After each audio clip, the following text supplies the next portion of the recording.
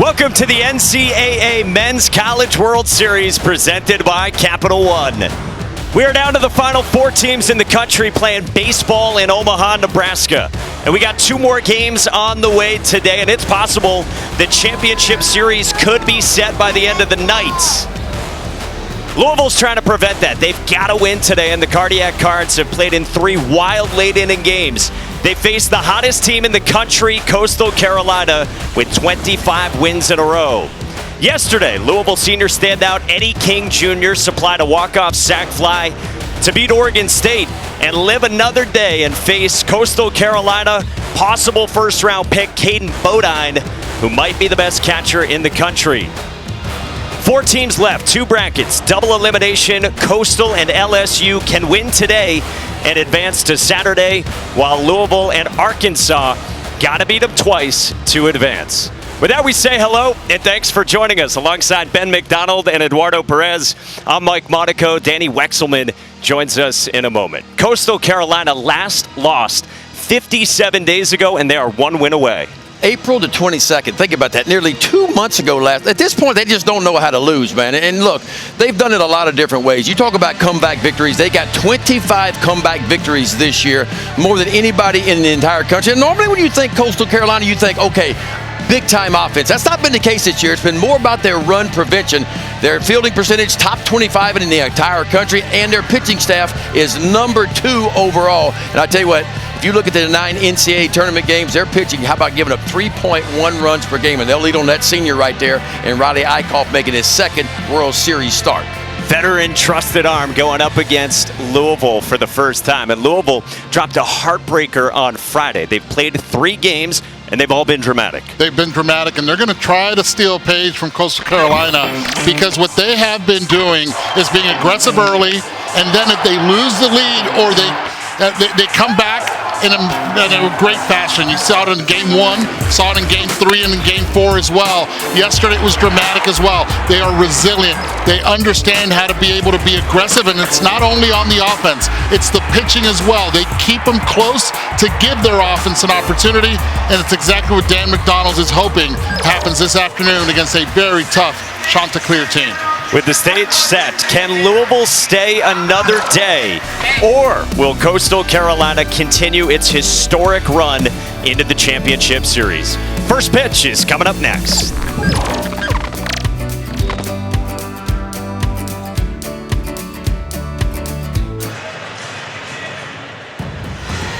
Welcome back to the Men's College World Series. Coastal Carolina isn't a fairy tale. There's no white horses, no glass slippers, just Chanticleers. Colby Thorndike told me people have asked him, where is your team from? How do you pronounce your mascot's name?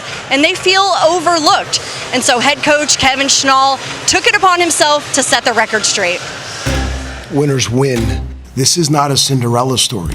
We're one of the premier, most successful college baseball programs in the entire country. And we hit the trifecta.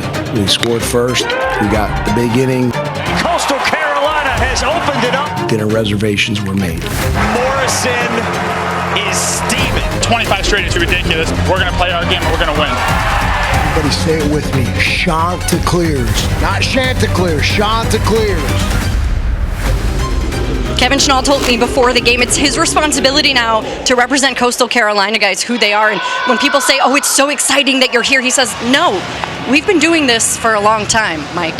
They've been an awesome program this last century, and Kevin Schnall in his first year on the job is going to give the baseball to a trusted arm. 23-year-old, 5th-year senior that, Ben, you talked about, Riley Eichhoff, who started their first game on Friday. Yeah, and I tell you what, he has been hot as of late. You see it right there. His last 3 starts, guys, he's only allowed 3 earned runs in 19 innings of work. His best pitch, it's not even close. It's that slider of his. It's got a big-time swing and miss of 36%, and the opponent's hitting just 157 off that. And, of course, he brings a lot of experience to the table, a 5th-year senior. He faces this Louisville lineup brought to you by Capital One. 42 wins for the Cards this year. And right in the middle, the senior we told you about, Eddie King Jr. has been raking in the tournament. He's raking, and he's a low ball hitter, and this could fit well for him as well against Eichhoff, who has to live down in the zone. It's going to be an interesting matchup.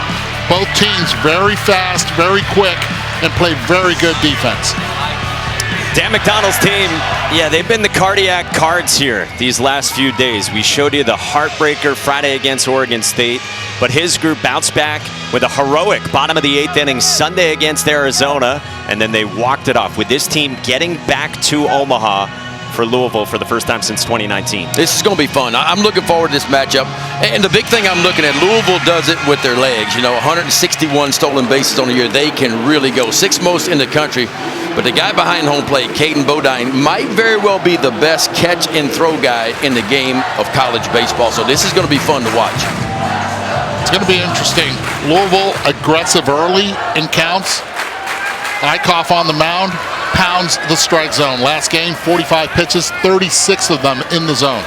That was over 4 innings of 2-run ball for Riley Eichhoff, who faces Alex Alicea. Strike 1, bottom of the zone with a fastball to the sophomore shortstop, and away we go.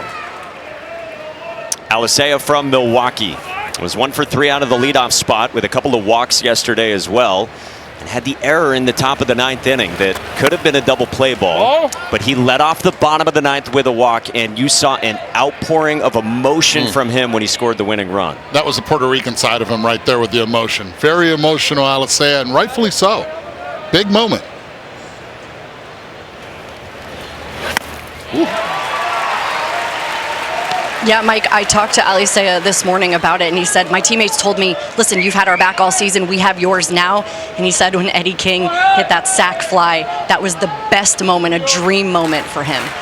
And you feel good for a guy getting off the hook. Don't want that to stick with anyone on a stage like this. Look, I know what that feels like, and it stays with you a long time. I gave up a grand slam and knocked LSU out of the College World Series my freshman year, and to this day, I still think about that a lot. So good for that kid, you know. I mean, you make an error out there, somebody else picks you up. Good for him, and now he doesn't have to live with that for a while.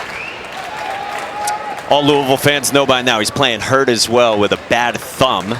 So he's a switch hitter. Even against a lefty, he would bat left-handed. Just misses the back door.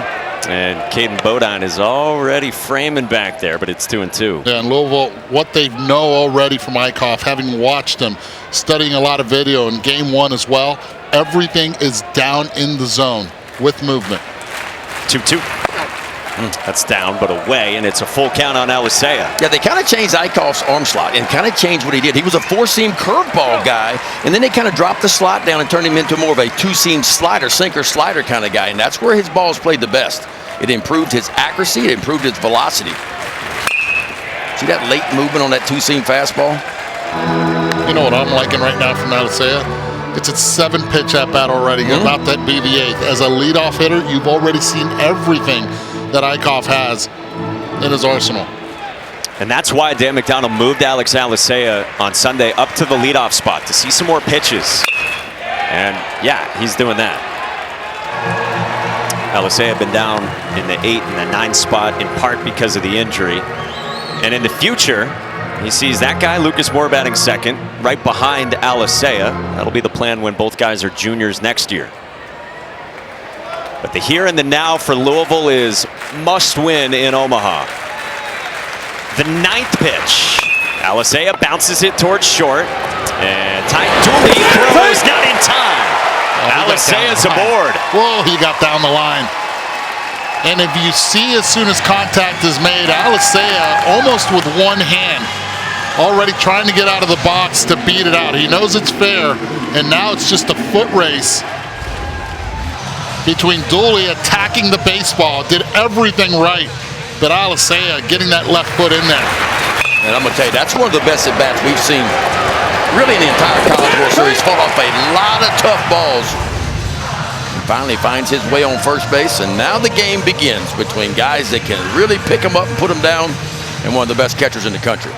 Well, there you go. Top left of your screen, Alex Alicea, 33 steals. You guys both talked about it, the way Louisville's offense has always been constructed under Dan McDonald. And facing Caden Bodine, who's already peering over at first. Lucas Moore pops up a bunt. Foul. I know we're all excited to watch Bodine work with guys like Moore, who leads the country in stolen bases, and then Alicea with his 33. Caden Bodine is a strike stealer, is what he is. And man, can he throw. 6th most steals and 6th fewest steals allowed. And just keep an eye on Bodine behind the plate. His head's on a swivel. He's looking at Alisea, his lead. He's making sure if he takes a jump, really quick feet, puts himself in position before he receives the baseball. Jacob Morrison, one of the best pitchers in the country, who was excellent on Sunday for Coastal. He said about Caden Bodine after the game, he is the best catcher in the country. Throws out every runner. Long hold from Riley Eichhoff. Alisea takes off. The pitch, a strike, and Alisea is safe. And they stole that one right there off the pitcher, Riley Eichhoff. I really thought Alisea got an outstanding jump. Watch Bodine. You see how he puts himself in position before, already squares that left shoulder towards the bag because he wants the ball to be on that side of the base, on the second base side. Beautiful throw, just too quick from Alisea. 1-2. Moore cues this one into shallow left. Alexander comes on to make the catch for out number 1 here in the first. Eduardo, what do you got on times for Riley Eichhoff from the studying you've done, the conversations you've had with his move on the mound? Well, he can be from a 1-2 to a 1-4, but it's not so much about the times as much it is him holding the ball, making sure that the speed of the Louisville Cardinals is more flat-footed so they don't get a good jump.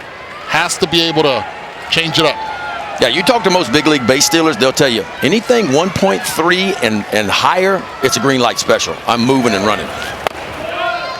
So we'll see from Eichhoff, who drops in the slider for strike 1 to Matt Klein, junior Louisville native. Went to Trinity High School. One of the captains on this team, who missed a couple of months with a broken bone near his wrist on his glove hand. 1-1 on Klein, who yesterday against Oregon State was 1 for 3 with a walk in the first, single and a run scored in the 7th, and then he had a bunt late in the game that Oregon State misplayed, part of the heroics on both sides in that 9th inning. Bouncing ball foul. First changeup there. We've seen them all by Eichhoff. It's just a 3-pitch mix. Fastball is going to be 90 to 94, pretty much all sinking type fastballs. Slider's the best pitch as we mentioned, but he'll throw that changeup about 11% of the time as well. Well, and I tell you what, Louisville's been really good so far at the College World Series. 3 games hitting with runners in scoring position. 12 for 36, so 333 is a good number. Got to look at Matt Williams, the first-year pitching coach of Coastal Carolina. A staff that arrived here with the 2nd best ERA in the country at 3.21, and this guy has done wonders with the arms for the Chanticleers. Yeah. I'd like to look at teams and their improvements and how much they improved. Chanticleers last year, 5.83 ERA. This year, 3.22. Strike 3 called. 2 down as Caden Bodine works at the bottom of the zone with Riley Eichhoff. You're going to say that a lot, the bottom of the zone, because that's where he lives.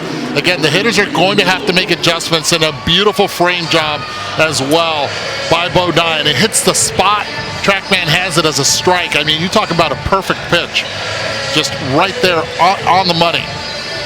Great presentation by Bodine.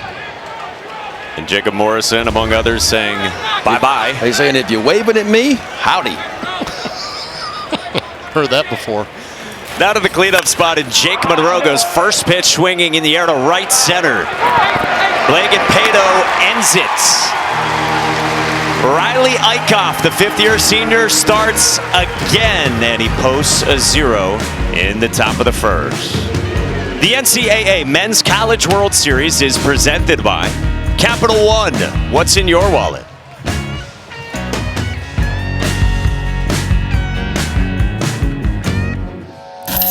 Anybody who wins 25 straight is pretty dang good. They're doing something right. Swing and a miss! We're a powerhouse team. Say you want it to be just a rock and roll. The teal is for real. I'm ready to show my rock and roll. Back and it is gone. And Louisville lives. A lot of people count us out, and I feel like it's a mistake. Sweet as rock and roll. I won't be satisfied until I get a national championship. Louisville out of the ACC and Coastal Carolina out of the Sun Belt. Colby Thorndike wants a national championship. Coastal's batting order is brought to you by Capital One, and you see their first time through the order, they have swung it very well here. They really have, and if you have to circle a couple guys, you can't on this team because they are so consistent. But their best hitter, by far, their leadoff hitter, Caden Bodine, we talked about him on the defensive standpoint. They start the lefty because his weakest side is the right side. Let's see if it fares well for Louisville. The shots face sophomore left-hander for Louisville from Lebanon, Ohio, Colton Hartman. And Ben, this is his first time pitching in a little over a month. Yeah, I mean, the last time he pitched was the final regular season of the game for the Cardinals against Wake Forest. So it's been a little over a month. Power fastball, good breaking ball, and a changeup as well. To be effective, he's got to throw strikes early in his zone. If you look at the numbers on the year, 17 innings of work is all he has got, folks, but he's walked 16, and I'm a little bit concerned he hasn't pitched in a little bit over a month, so I'm wondering how that command is going to be.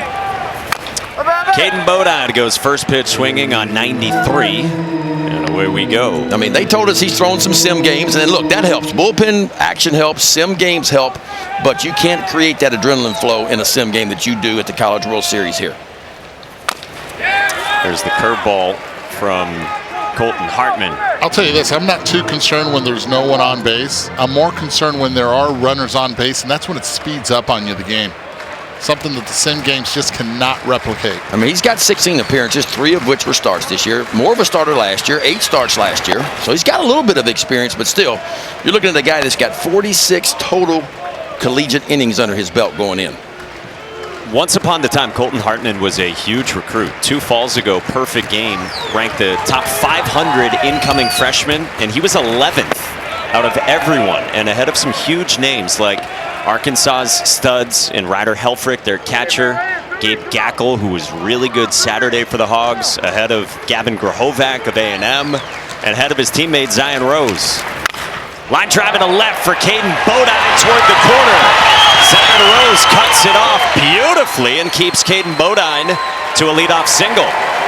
3 things done perfectly right there, and it all starts with the batter runner, Caden Bodine, being able to hit this pitch up in the zone and just drill it to left field. And then you look at the athleticism in left field by Rose, attacking this ball and keeping Bodine at first base, getting it in quickly. Just throw it on in. As soon as Bodine takes that hard turn, he has to stay no matter what, and that throw right on the money. Yeah, and Rose, a former catcher, and then moved out to the outfield. Well done by him. And boy, if you're Hartman, that changeup has to be down against Coastal. You throw those balls up, belt high across the middle part of the plate, they're going to quickly get turned around. So man on for Sebastian Alexander. Takes one way high. 23-year-old fifth-year senior who turns 24 next month. 3rd year with the shots, and this year has been a total breakout for Alexander. He had a big swing on Friday in the first game for Coastal against Arizona in the bottom of the 8th inning. It was a 7-4 Coastal win against the Wildcats as they got 3 runs in the bottom of the 8th inning.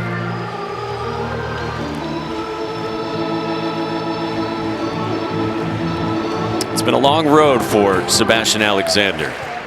Kent State, junior college, now these 3 seasons with Coastal. Just told us he wasn't good enough to factor in regularly last year. 2-1 as that's down and in from Hartman.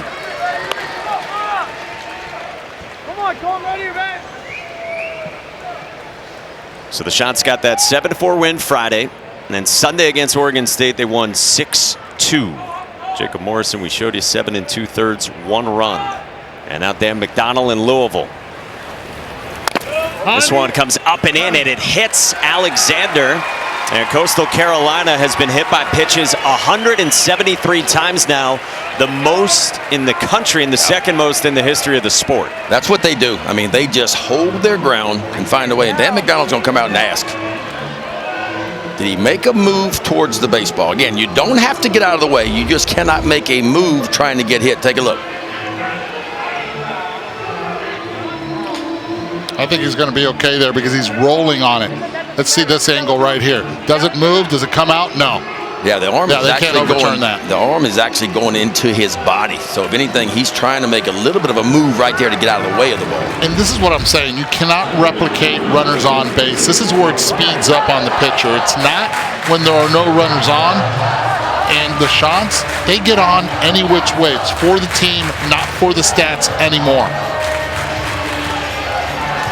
Well, Dan McDonald decided not to challenge it. The rule in college baseball, if you are intentionally making a movement to be hit by a pitch, it's a strike. They don't challenge, so Alexander's on, and the first two have reached in front of Blake Barthel. This one comes up and in, and that hit Barthel, so they're loaded.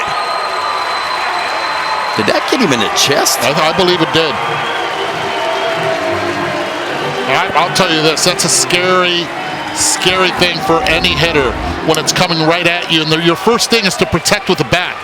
He gets the bat out of the way. It nicks his chest, which is a good thing. You can tell by where the ball is going. If it goes back, that tells you it did not get him square. That's a good sign, but still, I'll tell you this, that's how I ended up getting a major left eye injury. Ball coming right at me, putting the bat in the way, and it just hitting my left eye. And that's why when you go to bunt, you don't square totally towards the pitcher, right? You want a little bit of an angle where maybe you can get out of the way. The guys that turn their whole chest to the pitcher like that, you're asking for it. And that was at an angle that still got him. Yeah, that was some Happy Gilmore from Blake Barthel. And two hit batters. And this is what we were talking about with Roger Williams, the Louisville pitching coach pregame. He was saying to us with Colton Hartman that it's all about command. Like, the stuff is good. Yes. The raw ability is there, but it comes down to command. We talked about it. 16 walks in 17 innings, man. Third baseman's way too in right now. It's the first inning blues for him. He's got to find a way to start getting ahead. Walker Mitchell, the batter. Why, Eduardo? You have the bases loaded. You got the force out at home. First and third baseman. I would actually move at least Monroe a couple steps back. Anything hit hard goes to his left. You can get two and just concede one run. See where Monroe is, left side of your screen. Ball and a strike on Walker Mitchell, sophomore third baseman in the cleanup spot from Lexington, South Carolina. This year has stepped into a starting job and produced.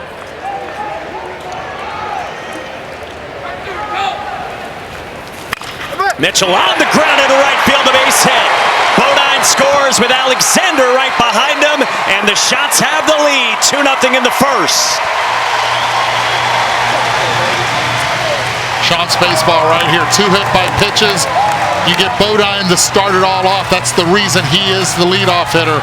And they just continue to put bat to ball, make the defense play, execute. This time going the other way, not trying to do so much with Mitchell. You end up driving two, and better yet, you put another runner 90 feet away from scoring. That is a beautiful move to the ball. That's a changeup kind of working down away from him. He just kind of stayed on it, let it travel, and a bullet for 2 RBIs.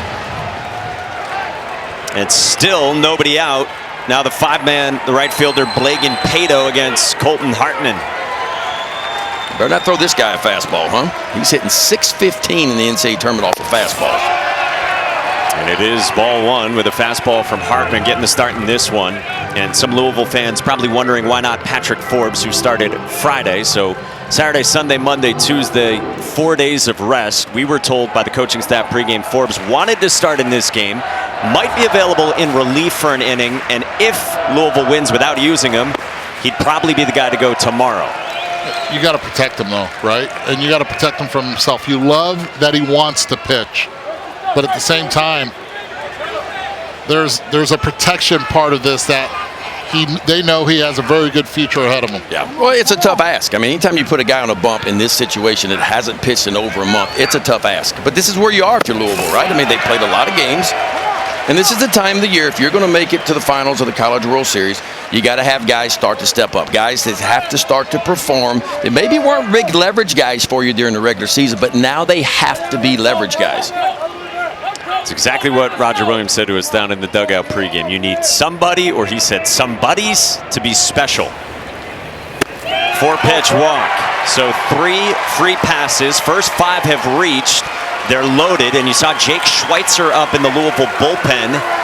And how much do you want to tempt fate here if you're the Cards? Yeah, it's a tough ask right now to ask Schweitzer, but you need a guy that can throw strikes. That's what you need right now. 2 hit by pitches. 1 walk right now. You got to go get him. I mean, I would definitely go get him. Yep, that's exactly what's going to happen. Here comes Dan McDonald. Well, you feel for Colton Hartman, tough spot until he hasn't pitched in more than a month. Ton of ability and facing the hottest team in the country on the biggest stage in the sport here today. Jake Schweitzer enters this spot at the Men's College World Series in the first.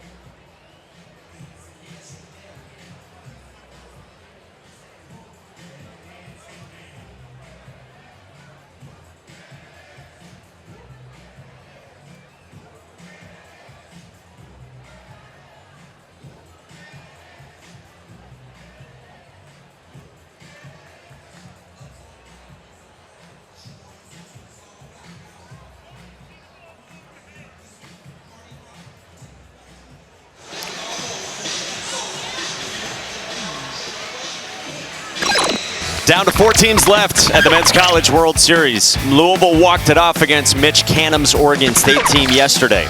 Jacob Morrison and Coastal Carolina have won 25 games in a row. Arkansas got the best pitching performance we have seen in some time and maybe ever here from Gage Wood a couple of days ago. And LSU, for the 8th time, is 2-0 at the Men's College World Series. Got a big game here today on day 6. Louisville needs to win. They would need to beat Coastal Carolina twice, and Coastal has already forced Colton Hartman from this game. And Louisville turns to the freshman righty from Louisville, Trinity High School's own Jake Schweitzer. Yeah, he's been busy here at the College World Series. He threw 21 pitches on Friday in Game 1 for Louisville, and he threw 12 yesterday. There's the numbers on the year. 4-3, a very good ERA, 2.25. 40 innings of work, not a huge strikeout guy. 21 strikeouts and 18 walks. Fastball, slider, curveball, and a changeup for Jake Schweitzer. He worked that scoreless 8th inning yesterday, only a hit batter. Bases loaded here and still nobody out for Coastal. And the batter is in the 6th spot, the first baseman Colby Thorndike, redshirt sophomore from Lumberton, North Carolina. Riley Eichhoff is just watching his offense work.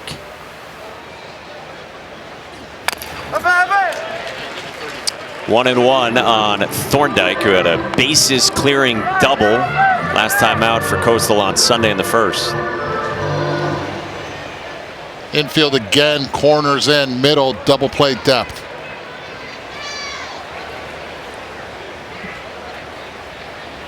Schweitzer's 1-1. Thorndike pokes it down the left field line, and this one tails foul. 1-2. We told you it was bases loaded for Thorndike first inning on Sunday, and he came through to give him a 3-0 lead and said afterward, there were a few times earlier in the year I didn't get it done, knew I just had to drive in one, and he did a whole lot more than that.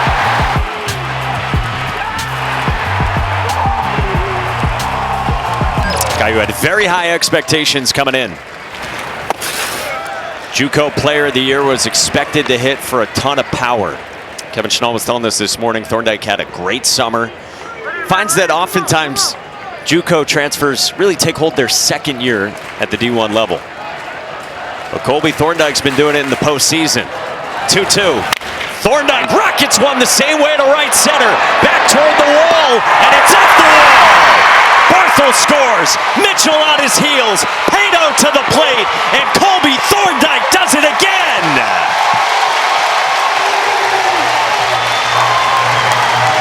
How about not missing a beat? Thorndike absolutely crushed this ball in the gap. Does not miss barrel. Coastal Carolina now on a 5-run lead, but I'll tell you, the base running of Coastal Carolina on contact, pitch up in the zone, not missing it. But the jump that Pago had at first base, keep an eye on him. He does not hesitate. He sees it. He's committed now to score even before he touches second base. You get 3 driven in. Boy, this team, Coastal, is so hot, man. And any ball it feels like is left over the center part of the plate is getting barreled up. They just don't miss mistakes. And there is still nobody out as Dean Mijos offered at it. DH in the 7 spot, and it is 5-0 Coastal. And against a pitching staff like Coastal that we talked about, I mean, second best pitching staff in the entire country. Not what Louisville wanted, obviously, to start with. Because this team does not give up runs. Again, they're giving up 3.1 runs per game in the NCAA tournament. That is it. How about the magic with this Coastal team? I mean, it's the most wins in the country, 55 of them. They're the only team that hasn't lost at any point in the NCAA tournament. And again, of course, the longest winning streak in the country with 25. Yeah, and what strikes me about them is 25 comeback victories this year. And when you start to come back when you're late in a ball game and you begin to come back, you just get the feeling offensively that you can't lose. Now, the biggest reason they've been able to come back is because the pitching is so good and it's gave them opportunities to get back in, their offense to get back in it. Mijos strikes out, and that is finally the first out. And out of those 25, 15 have come during the streak. So it just tells you the resiliency that they have. Even if they do not start as hot as they have, like today, they've been able to withstand the pressure of being behind in games. Yeah, guys, along those lines, Colby Thorndike earlier today said, you know, we were the 13th seed nationally, but we should have been a top 8. We feel like we were overlooked all season long in the postseason. The mantra of this year for Coastal is own it. So he said when we found our seeding and we saw that, we just owned it. We take responsibility all year long, Mike. Yeah, they're owning this ride in every way and continue to assert themselves here in Omaha. So one away for Ty Dooley, shortstop in the 8th spot, who rolls one up the middle into center field, a base hit. Colby Thorndike gets waved around. Lucas Moore's throw is cut, and it's 6-0 Coastal in the first. They're just not missing. Here we go. Already 4 for 5 today with runners in score position. And what's odd about that is, in the College World Series, Coastal came in hitting just 1-88 with runners in score position in 2 games. They got 4 base hits already in the first inning with runners in score position. This is a bullet right back from whence it came. And I'm going to tell you, none of these hits have been cheapies either.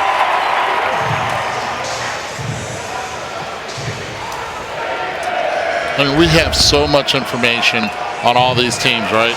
The one that stands out, what you just said. Also, first time around the order, they just have not been productive at all during the Men's College World Series.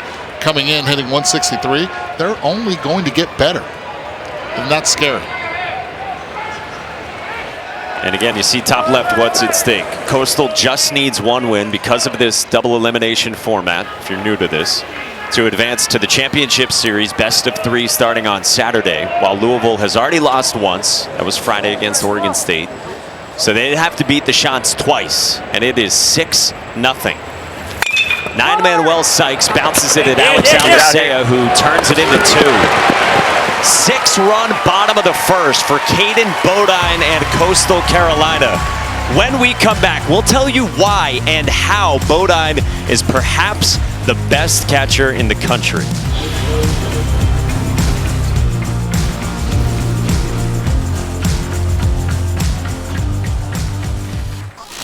With Riley, just starting the glove here, and then emphasizing loading a little bit more to the left knee so you can match that pitch coming in this way. Bring it up like that. Then for sliders, coming to this side, loading the same way, slightly to the instep, and then coming back up and just one fluid motion, scraping the ground up and down is key. How cool is that from Caden Bodine, talking about how he frames and loading behind the plate as he works with Riley Eichhoff? That's advanced. That's anticipating a certain pitch shape, knowing what pitch is coming, obviously, and then working in the path of which the ball is going, which is very, very advanced. Now, having said that, when he's got the kind of pitching staff that he does, which is a lot of guys that throw the ball exactly where they're supposed to, it makes it easier for him to be able to frame. When you're facing a guy that can spray it a little bit, you're not quite as confident as a catcher where the ball's going to go. But this pitching staff, man, they are control and command guys that throw the ball where they want to throw it for the most part. I mean, perfect example we've seen on these two pitches. The first one he absolutely stole. It was in, off the edge. He pulled it in on the first one to Eddie King Jr. It's so fast to me. Like, his hands are just lightning fast. Two-seam fastball right there. And you see how he's talking about he's working that path right there. He knows where the ball's going to start. He knows where the ball's going to end up. We were talking with his teammate Cam Flukie the other day, one of their best pitchers. He said, when I'm on the mound, I don't really know whether to get mad or not at certain ball and strike calls because I don't know, based on what Bodine's doing back there, what it really is. Well, he held that one there for a while. For Angel Campos, the home plate umpire. With Eddie King Jr. in the box, the walk-off hero from yesterday, senior stud for Louisville. Bodine, tools of ignorance back there. So let's overlay it, what it looks like for Caden Bodine behind the plate and all the framed strikes this year. These are pitches classified as likely balls based on the characteristics of our strike zone in the college game. And these are strikes looking. So he has grabbed 232 extra strikes. A lot of upset guys going back to the dugout with some of those calls. There are about 4 or 5 of them that's nowhere near the strike zone he got calls on.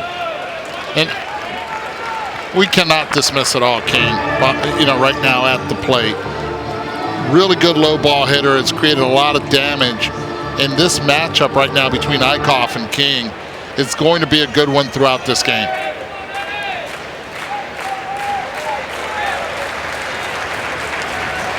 Eichhoff's 1-2 in on the hands, and it's 2-2 on Eddie King.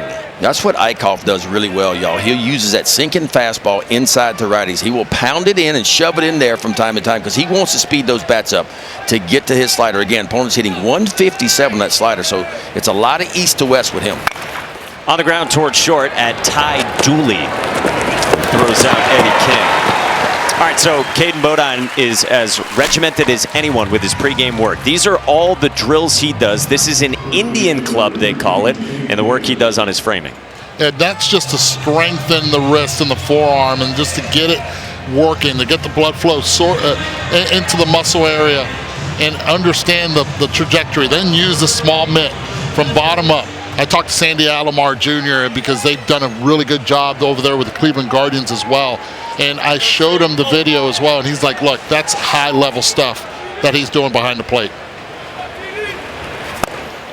Yeah, guys, a lot of this comes from his pregame routine that Mike is talking about, right? It comes from Joe Singley, who's a Coastal alum. It starts with that metal rod. It's got a bell on top, an Indian club. He loads and warms up with that. He's got a mini mitt, a weighted ball, machine working on breaking balls. Every single game, he does that routine. It's that blue-collar mentality. It comes from Gary Gilmore, of course, Kevin Schnall, too. And, guys, he wrestled growing up. He was 4 years old and did it until his sophomore year, and that's also been a huge part of his game, his mobility back there, Mike. Yeah, he's been so good for Coastal behind the plate over 3 seasons. And that is your deep dive on pitch framing. That's about everything we could tell you about pitch framing right there. Well, you're watching one of the best, if not the best, in the college game. A luxury for an arm like Riley Eichhoff, who's ahead of Teg Davis 1-2, the freshman first baseman for the Cards, who strikes out. Second K for Eichhoff, and there's 2 away. Really impressed with Eichhoff. He sat for 20 minutes during that bottom half of the first inning, and he's been able to keep every pitch where he wants it down in the zone with a lot of movement. Very unpredictable for the hitters.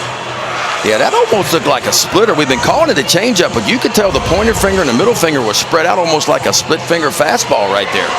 And that's what he does so well. Again, enough fastballs in to speed your bat up to get to my off-speed stuff. Let's take a look at that grip. Yeah, see that grip right there? That's more of a split finger fastball grip right there. Just kind of turns it over and it fades down and away.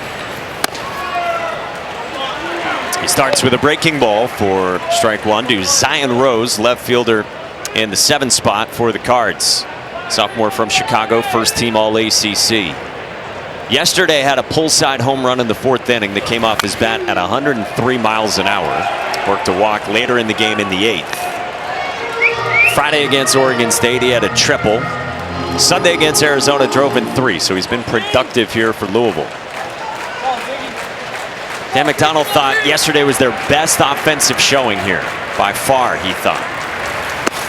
And so the Cards are really going to need something similar or even better. Already in a huge hole. Yeah. And it's going to begin with their relievers. Their relievers have to give their offense a chance. Yes, their offense had a great day yesterday. They are capable of coming back and putting 6 runs on the scoreboard. But you're only as good as your relievers out there. Can your relievers go out there and stack some zeros for you and just give you an opportunity to climb back in this? The 1-2. Rose lays off. Yeah, it's going to be well populated. That's what you call right field bullpen. All hands on deck today. And I mean all. Until what inning? It'll be populated, but it'll be an inning where it'll be pretty empty. On the ground, foul. Ben, you like throwing the football on days that you were going to pitch? No, we never did that. I mean, we used to get fined. I mean, if you put anything other than a baseball in your hand, you were getting fined. Really? Yes. Nolan Ryan back in the day was the first guy that started to do something a little bit different back in the early 90s. Him and Tom House started throwing a football in the outfield, and everybody's looking at him like he's crazy. Like, what is Nolan doing? Well, Nolan knew exactly what he was doing, you know, and they were Tom House, Nolan Ryan, kind of ahead of the curve a little bit and all those kind of things. But there were no heavy balls, no weighted balls. You never put anything other than a baseball in your hand, and then things begin to change. So now I know why you're always carrying the baseball around. I always keep one around. Whenever we come on camera, you got the baseball. Just in case. You're ready. 3-2. Rose pulls it. Well struck. Left field. Alexander spins around and makes the catch. My goodness. Put a 10 over that circus out there in left field, but he makes the play, huh? Got turned around a little bit. You talk about athleticism. This is athleticism, and it's dynamic athleticism in left field. Turns around, does not panic whatsoever, reaches out, wants to jump, but realizes I should not, and makes the play. The Coastal Carolina shots up to bat.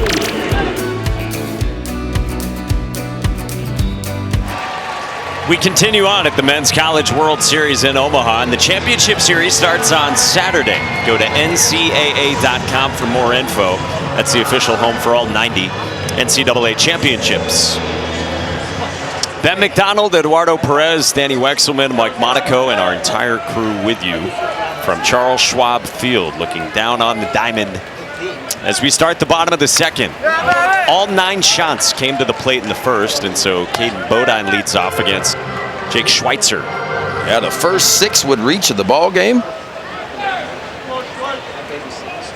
6 runs in the 1st is the best 1st inning of the season for Coastal. All right, so we talked about pitch framers. Best pitch framers you guys either saw, Ben, that you worked with, or that you played against? Probably Bob Melvin, one of my first catchers I had in the big leagues. Bo Mel was a really good catch and throw guy, put all the right fingers down, just an advanced guy behind home plate. He was probably the best. On a hop to short, Alex Aliseo well positioned to retire Bodine. But things are so different now, you know. I mean, now we were taught back then all this movement that wasn't going to work. The umpire wasn't going to give it to you. Now we're framing everything. Now we're grabbing balls 6 inches off the. Back in the day, I mean, if the ball was 6 inches off the outside corner, the catcher would just catch it and throw it back to you. Like you had no chance. But now we're working on snapping it, and we got the glove on the ground, and we're working from the ground up, and we're stealing pitches. The game's changed. It's changed in a big way. I used to love and admire the way Mike Matheny used to catch. University of Michigan product. Matheny was very good. I pitched to him for a couple years in Milwaukee, and he was as good as there was too. And today it's changed. It's Hedges now, who has made a living, not with the bat, but with the mitt, being able to frame like no one out there and understanding the movements behind the plate. Coastal's got a great one at Caden Bodine. Yeah, you could stick Caden Bodine, in my opinion, right now at the big league level, and defensively he would do fine. There's no doubt. And I think that's the floor for him, right? That's the floor for him at the next level, is a backup big league catcher. That is the floor. The ceiling could be an everyday player, obviously, but right now he could go catch at the big league level and hold his own for sure. Look at what Martin Maldonado's been able to do. Over 1,200 games caught behind the plate, and it's not with the bat. You can guarantee Martin's going to hit around 200. I might be generous with that. Right. But behind the plate, he does what others just do not do.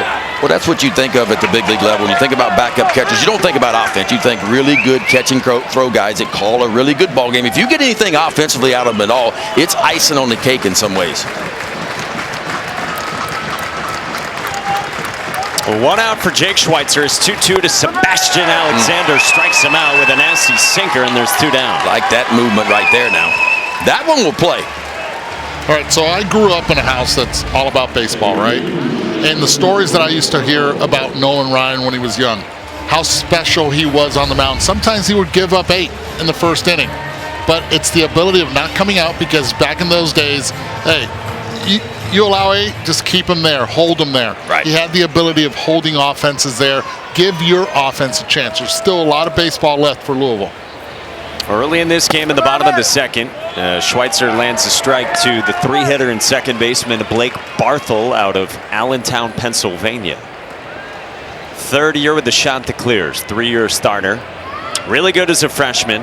Last year was absolutely sizzling to start the year with 15 home runs. He's popped another dozen this year. Had a 3-hit game Friday against Arizona, and the first one for the Shots here in Omaha. Kevin Schnall has said he's one of the most complete players to ever play at this program. Guy who they found out of their walk-on camp. Barthel bounces it over the mound at second, and Kamayu Neighbors makes it a 1-2-3 inning for Jake Schweitzer. What a huge first inning it was. Second time in the NCAA tournament they've had a 6-run inning. They did it in the regionals and now do it here.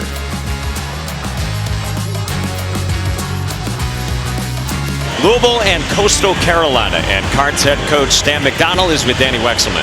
Mike, thanks. What do you hope to get out of Jake Schweitzer? Well, he's super talented, right? So he's going to give us everything he's got, but we're going to need some fresh arms to help us. You know, we didn't work there in the first couple HBPs, and man, they got really good hitters. So when you give them traffic, man, they're going to make you pay. So nothing we can do about that. And offensively, we said we got to score runs today. So don't try to get it back in one swing, man. Let's just have quality at bats. Really just win innings. At this point, try to put up as many zeros as we can.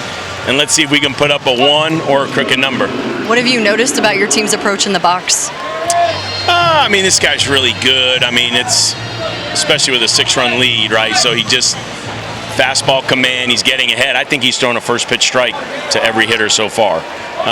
So we either stay who we are, let's be aggressive, or, you know, we can compete with 1 strike or 2 strikes. We got good hitters. Zion had a good swing at that last one. Of course, kid made a nice catch over his shoulder. So, you know, offensively, we got to get in this game, and we got to get something going. Coach, thank you. You got it. Thanks. Mike. Danny, thank you. Dan McDonnell measured. He knows there's a long way to go. Knew they were going to need to score, and it has been all first pitch strikes, like he said. I love that approach from him. Hey, we can't change the past. We can only control the future. That's what you tell your guys is first inning's over. Now, what do we do from this point forward? That's what we can control. A team that has had the comeback sense in them. This is Garrett Pike, who doubled off the bench in a pinch hit spot yesterday and now gets another start today where he had been first few games for the Cards here. And it was an aggressive first pitch, left center field double that he hit. Beautiful swing. 1-2. That direction again. Still 1-2 on Pike, the Toledo transfer you saw originally from the state of Ohio. And I like this approach by Louisville, because you face a guy like Eichhoff that's going to throw a lot of sinker to the left-handers kind of down and away. Let that ball travel, let it get deep, because you got to respect the breaking ball, and you got to respect the changeup. He's showing you a really good changeup, too. There's your change up right there. And that's about Eichhoff. I mean, if we could overlay the fastball, the sinker, the changeup, and that breaking ball, they all come out of that same window. And what he can do is sinker to the outside, backdoor breaking ball out of the same window, and then follow that sinker with a really good changeup right out of the same slot, traveling in the exact same spot. And all the balls are moving differently. That's why he's had such a good 2-2 here, guys. 5th season in college. Yeah, sometimes, I mean, you go back and look at Eichhoff's numbers last year. He pitched to a 5 ERA in 75 innings of work. Sometimes it takes guys some innings and some starts under their belt before they kind of figure out what they can do and who they are. What do you do best? Quit being somebody, and again, we'll talk about this. He changed who he was. He was a four-seam, over-the-top kind of guy with a curveball. And they said, hey, let's drop your arm slot down to your natural slot. Let's get that sinker-slider mix going. And, man, he just took it and ran with it. Bouncing ball off the glove of Blake Barthel, who's got to pocket it. Infield single Garrett Pike, and he's on to begin the 3rd against Riley Eichhoff. So let's look at Eichhoff's, the 5th-year senior, his usage and how he uses ball. There's that sinking fastball. Here's your slider. Kind of starting the same place but going the other way. Look at this ball. Change up just kind of moves down the way. So he's got a little bit of everything, and what makes him so good, it all comes out of the same window. He doesn't tip anything of what he does, and he's just a hard guy. And you can't really guess with him because he'll throw just about any pitch in any situation, and those guys are very difficult to try to string hits together against. Now he faces Kamayu Neighbors out of the 9th spot, and Neighbors got hit with it on a breaking ball that gets away, but Riley Eichhoff is saying that Neighbors was still offering at it, but it looks like Neighbors is going to get aboard here. And these are the little things that the Cardinals need. They need the breaks. They need the breaks that Coastal Carolina got in the 1st inning with 2 hit-by pitches. The base hit up the middle, slider. Watch where that foot is, right on the line, hits him right on the left shin. Did he go for it? No, absolutely not. So right on cue, Dan McDonald had just said it to Dan. He can't get it all at once, got to chip away. Infield single, hit batter, bottom of the lineup being productive for Louisville as the lineup turns back to the top for the shortstop, Alex Alicea, who had an infield single on a 9-pitch AB his first time to begin the ball game. Well, we're about to find out if Louisville wants to chip away at it or are they going to play for the big inning. Corners are in thinking chip away. I tend to agree.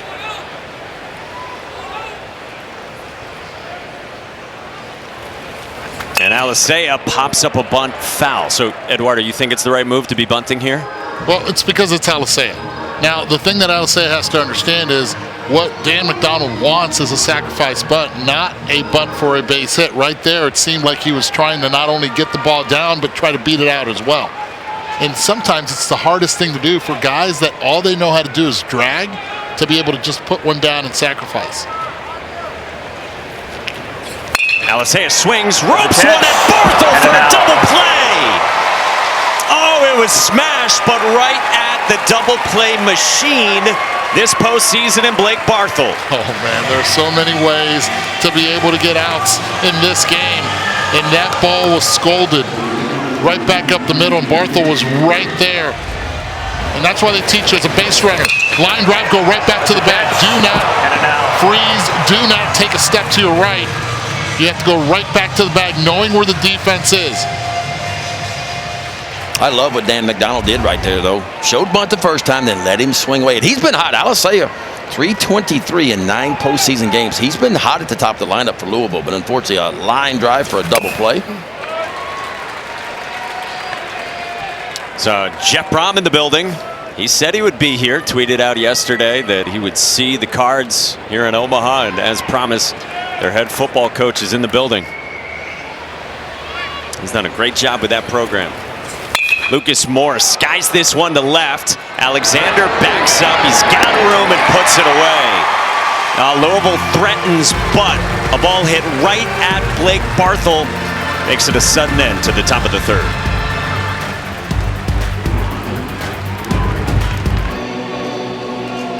Back at the Men's College World Series, Coastal Carolina has a 6-0 lead on Louisville, who's got one of the great stories going on of any team that was here. That is Tanner Shiver, a backup infielder, who is getting married 2 days from now, his fiancee Caitlin and Tanner set to get married, and well, things a little dicey in the schedule when you make it to the Men's College World Series. Couple of wins, they may have to be getting married here in Omaha on the off day.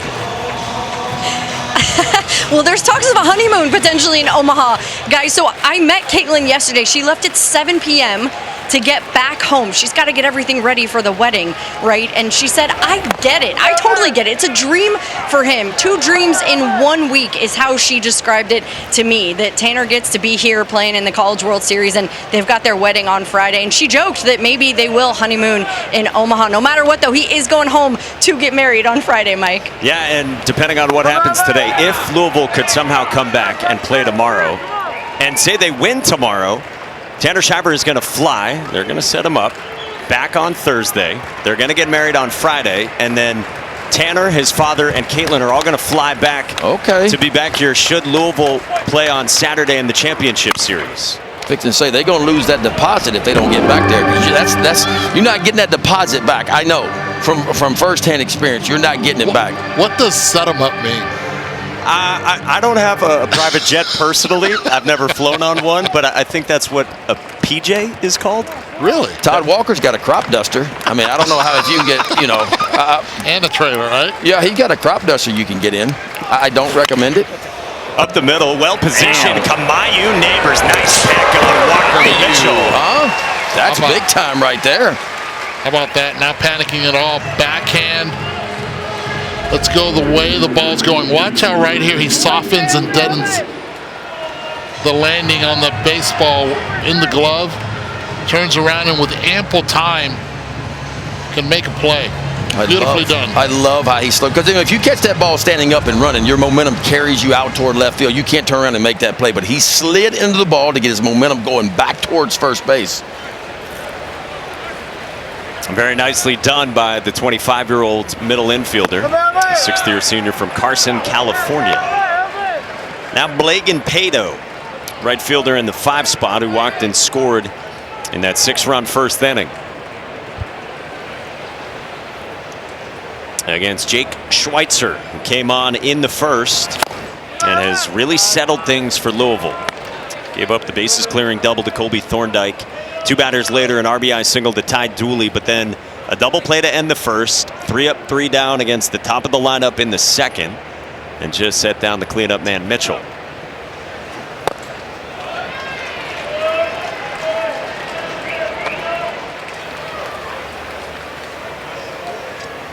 It's been good stuff from Jake Schweitzer, guy who didn't pitch the first 2 weekends of the season for the Cards. Wasn't on their travel roster.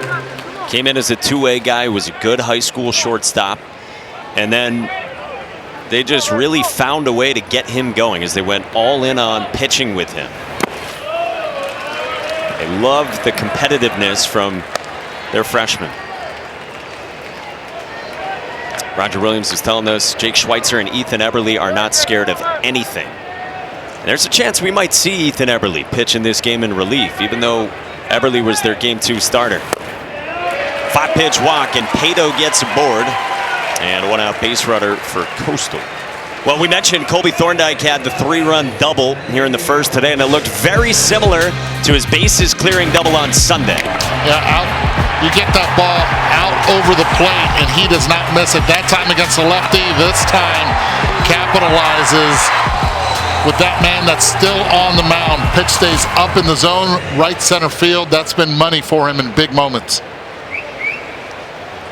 The redshirt sophomore from North Carolina.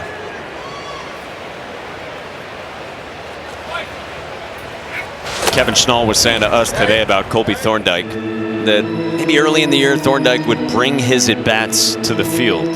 He said to us this morning, Colby's done a lot better job of that recently.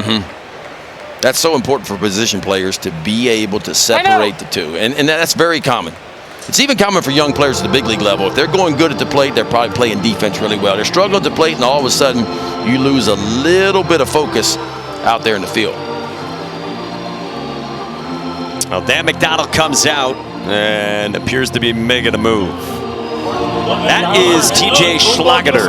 After 31 pitches from Jake Schweitzer, who was working for the 2nd day in a row, Schweitzer's good work half comes to a close here in the bottom of the third. Coastal Carolina is 1 win away from the championship series in Omaha.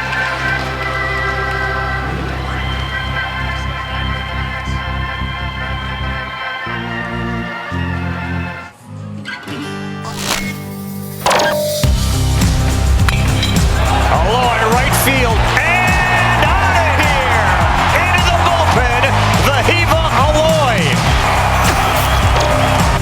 This ball is driven high and deep, right center field, over and gone. And LSU back on top.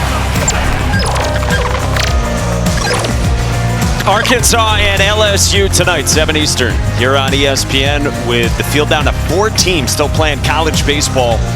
Here in Omaha, Coastal and LSU 1 win away from the championship series. It's going to be a good one. I would not be surprised if Arkansas could sneak one by LSU and we would have a packed house here tomorrow night. Well, Arkansas did exactly what not only did they win, they saved a lot of arms to get there. Woods throws a complete game no-hitter. We saw that one. And even in yesterday's game, they only used 2 or 3 pitchers, so it's pretty fresh for a very, very deep pitching staff. And there's TJ Schlageter making his 17th appearance of the year. There are your numbers. 28 innings of work, 17 strikeouts, 14 walks, 4-pitch mix for him. Fastball's going to be right there in the upper 80s. He'll touch 90, 91. A good slider, a curveball, and a changeup as well from the left side. From Schweitzer to Schlageter, left on left against Colby Thorndike. It's been some time since Schlageter last worked. Sophomore you saw from Romeoville, Illinois, out of Joliet Catholic. 6'2", 215, hasn't pitched since the ACC tournament almost a month ago. Third of an inning against Pitt. Early exit for the Cards there in Durham at the gorgeous DBAP. Yes, Schlageter, what he has to do is be able to keep the ball down. One thing that Thorndike does is hit the ball, the elevated ball, really well down. Probably get that infield to work for 2. Well, he's owned some left-handed hitters now. Lefty's only hitting 100 off of TJ Schlageter so far this year. That is a really good number. Righty's only hitting 227. Oh, I'm sorry, they're hitting 333. Overall, they're hitting 227 off of him. But he has been really good against left-handers. He's got the left on left here in this bottom of the third.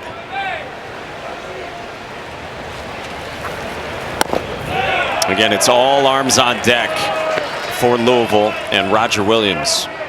They got 2 1/3 out of Schweitzer. Really big time stuff from him. 31 pitches after he had worked yesterday, and the freshman tried to give his teammates a boost. And now Schlageter, third arm of the day. Hit hard right at the second baseman Nevers, who dropped it, but they're going to wave that off. It was a good try. You're right here.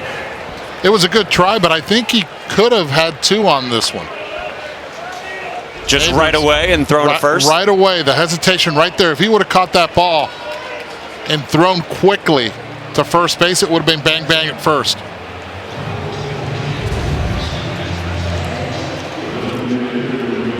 Yeah, that's interesting from Kamayu Neighbors. The call on the field was an intentionally dropped ball. This ball was really close to hitting the ground. I don't think he had enough time to back up on it, but watch the runner at first. He catches that, he can get 2. I think you're right, Eduardo. I mean, with the way the step was from Blagan Pato. And now Dean Mijos bats, fouls one away right field side. Mijos struck out his first time on a breaking ball. Out of the 7th spot, the DH just back from a broken hand here in Omaha.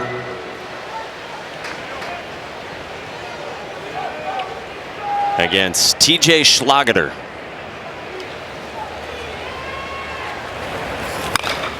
Line foul.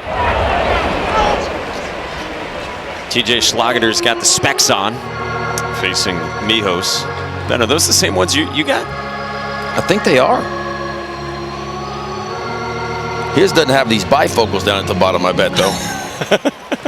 Not yet, anyway. Oh, they're coming. Give them another 20 years.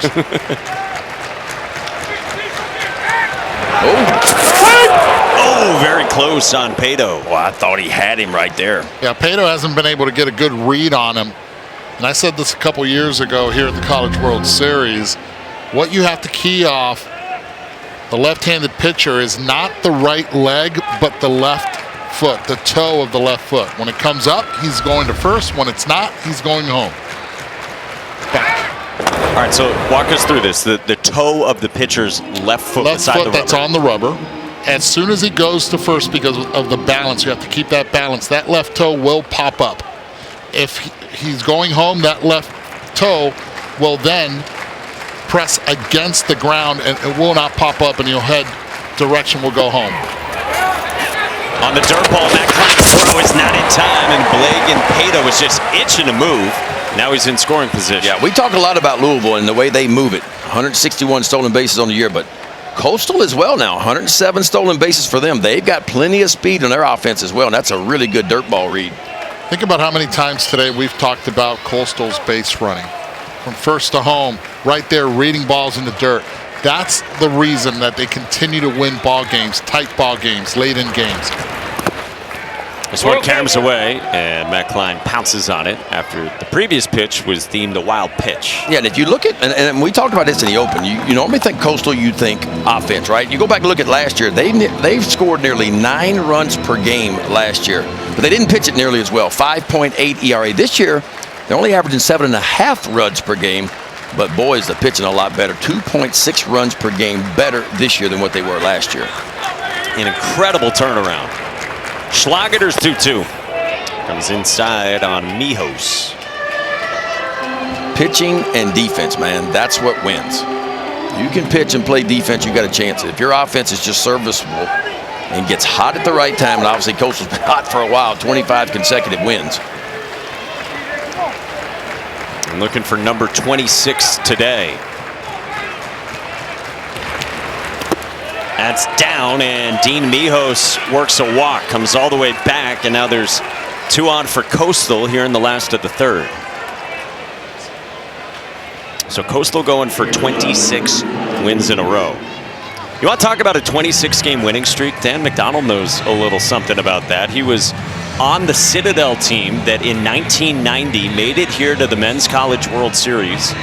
And during that season, they had a 26-game winning streak. So Big Ben, you were doing the fact-finding on this. He knows about that. I got a little text last night from Kyle Bunn, and he said, hey, check it out. He said, Dan McDonald and that the Citadel team, 26 wins to their run to the College World Series back in 1990. It was a school record at the time for that team, the Citadel. Dan Lebitard was a writer for the Miami Herald. He called them the Crew Cut Kids. Called them the cutest little team in the NCAA baseball tournament. And they made it to Omaha. How about that? A little pick behind, huh?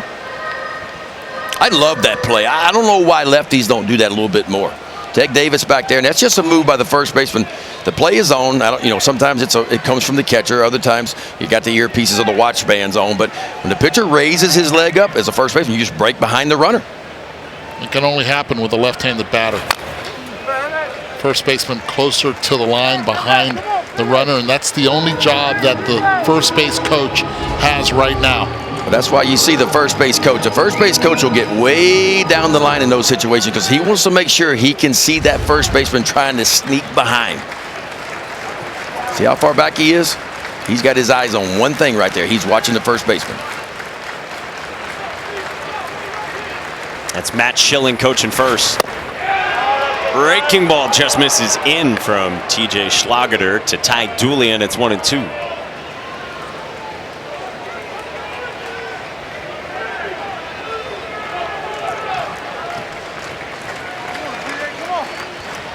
Schlager trying to post a 0 here in Omaha. With 2 aboard, 1-2.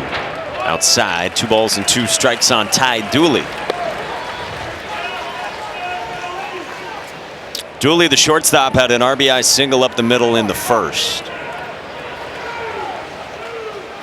Elgin, South Carolina, third year with the Chanticleers. A 3-year starter for him after he began his college career at Radford as a freshman.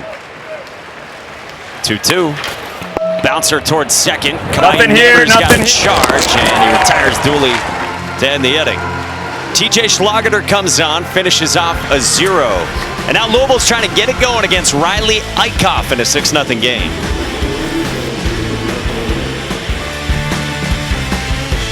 We got something special going here, and I don't want to ever take that for granted. As I always end it, we'll be back.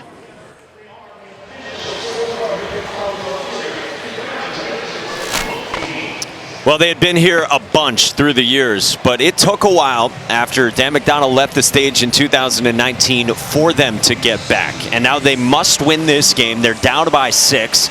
And early on in this game, a little earlier than Sunday against Arizona, Dan McDonnell charging up the boys. Yeah, and he's trying to just make sure that they stay focused and not try to do too much with one swing, not throw away at-bats. Dan McDonnell's as good as it gets, guys. I'm telling you, his very first season at Louisville, first one in 2007, he took the Cardinals to the College World Series. And 3 times in his first 8 years, he took them to the College World Series. That's how good he has been. Matt Klein trying to bunt his way on against Riley Eichhoff, offered at it. With the Cards down by 6, their 6th trip to the Men's College World Series, all of them since that 07 team. And the first time since Dan McDonnell uttered those words in 19. It was 5 times in 13 years. In 2020, they were the preseason #1 team in the country. But they've missed the last 2 NCAA tournaments before this year, and we told you 3 of the last 4. All the way through 2020, he had only missed 1 time an NCAA tournament at Louisville. We were talking with Pat Forbes, their ace, the other day. He said, this group, it's been so gratifying for us to do it because we missed these last 2 years. He said because of how competitive their head coach, Dan McDonnell, is, Klein stays alive. And Dan McDonnell has admitted on this journey that at times he had doubts if they would get back. He said with how much the landscape of college athletics has changed, he wondered through these tough couple of years if they'd get back to this point.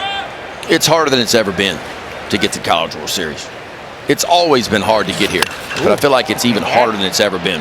Matt Klein sprays one into left center, just out of the reach of Wells Sykes. Klein's got a leadoff double to begin the 4th inning. And the first hit for Louisville that leaves the infield. And look at the location of where Eichhoff left this baseball. Up in the zone. This is a rare up in the zone moment for Eichhoff. And the Louisville Cardinals, if they are to come back, they're going to have to force Eichhoff back up in the zone. Good job of hitting right there with 2 strikes, allowing the ball to get deep. And Klein now gets it started with a double. That's the one they got to attack, right, Eddie? I mean, when you face a sinker ball pitcher, you want to see it up. If you see it start at your knees, that's the one you got to lay off of, right? You know it's going down. You want to attack the ball that's elevated off a sinker ball pitcher. So now the cleanup man, Jake Monroe, who flew to right his first time. How do you force a guy up? I mean, he's living at the bottom of the zone. How do you get him up? You take those pitches down. And you heard earlier Dan McDonnell talk about Eichhoff just being ahead of every hitter, 0-1. And because he's ahead of every hitter and he gets those chases early, he can then get chases late. And for me, it starts with the home plate umpire. If you got a home plate umpire that's got a low zone against a sinker ball pitcher, you're going to be in trouble, right? You hope the umpire's not calling the ball right at the bottom of the knees. You hope that he's letting that ball go as a ball. When you get a guy, and you got a good sinker ball guy, and the umpire calling a low strike, it can be a tough day for you. Then you have the problem of Bodine behind the plate that is an excellent framer. Yeah. And we saw the chart earlier in the game with what happens when you get that first strike. 12 out of 13 first pitch strikes, to your point, Eddie, from Riley Eichhoff. 1-2 to Monroe. This one popped up foul from the JUCO transfer. The average big league pitcher throws a first pitch strike about 62% of the time. You see where Eichhoff is already, well above average. And I love that. I mean, that's how you win ball games. That's how you pitch deep into ball games. You throw strike one, and you throw 2 of the first 3 for a strike. If you can do that, you're going to have success at any level you play at. There's 1-2. Monroe stays alive. Jake Monroe was 2 for 5 yesterday against Oregon State with a 2-run shot in the 3rd. I'll tell you another way of being able to attack a sinker baller. You can move up towards the pitcher as well. That way that ball has less time of sinking, and you make the adjustment of being able to elevate that ball a little bit more. Right now he's deep in the box.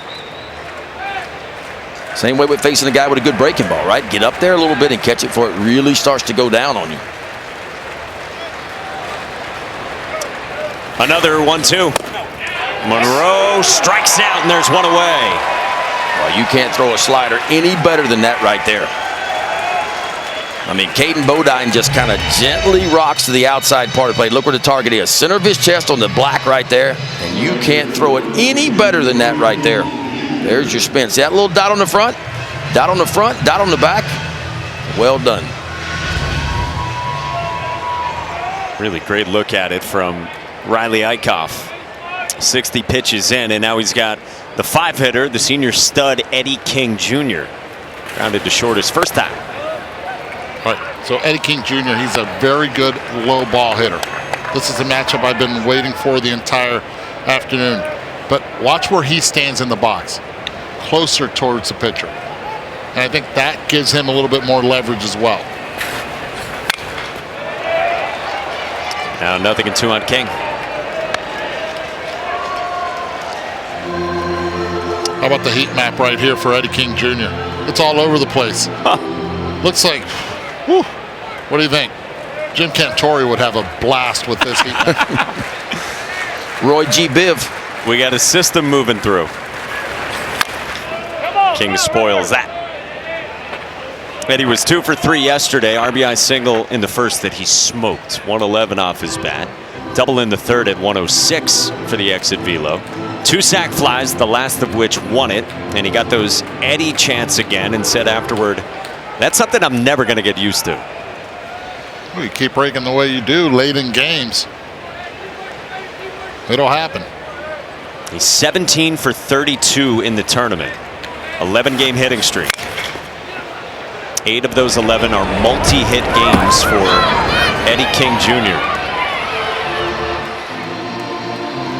8 game-tying or go-ahead RBIs in the 7th or later. Only one guy here has done more than that. Yeah, he has been a force. It doesn't matter what part of the game it's been. I mean, you hit 370 on the year with 17 long ones and 63 RBIs. Cards trying to chip away. King strikes out, and what was that sorcery? I'm going to tell you, boys, anything turned like that ought to have a blinker on it.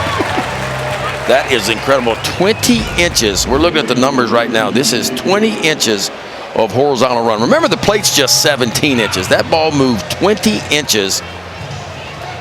Good luck. Wow. That's his changeup, right, at 87? Yeah. For out number 2. And now the stud freshman, Tig Davis, who's got 18 home runs this year. 18 home runs, loves the pitches up in the zone. The heat map on Tig is ridiculously high up. Now, the problem is, it's got a man on the mound that lives down. The sinker balling 5th-year senior Riley Eichhoff, who has anchored the shots rotation all year, and he's ahead 0-2, and that thing had 19 more inches of movement. That thing is exploding left to right there. Watch this right here. You get it moving like that, you might as well throw it again. Start it in the zone and just kind of work it off, right? Yep. He's going to stay down the entire time now. 0-2. Davis lays off of that. And it's not overpowering stuff, it's the movement. It goes east to west. Talk about the horizontal movement. He'll keep you honest with the slider. But everything's working right now for Eichhoff. Yeah, I mean, it is a real 3-pitch mix. Like, he uses them all. 1-2. Grew up in Atlanta and a huge fan of Greg Maddux. Said he watches Greg Maddox's documentary once a month because he loves him that much. And now our pitch communication devices. You got to say that. You don't know who necessarily is using what brand. You don't want to anger anyone. Right. We need some work. How about some batteries? Yeah, that's probably How about charge that thing up every now Look, and then? if anyone needs batteries, it's Eduardo. I mean, you're ready. Like, you got all kinds of I need one of those, too. Ben, what do you call that? Roy G. Biv? That's Roy G. Biv right there. Snowball. But seriously, like, you need to charge something up. Eddie's your guy. I'm your guy. You got so You many need C cords up connect, here. you need USB, I've got you. I've got wires all over the place. That looks like my fishing reel at home. And I backlash I'll it. catch something with that, too. 1-2. Riley Eichhoff to Teg Davis. The pitch. Great take. Really good take.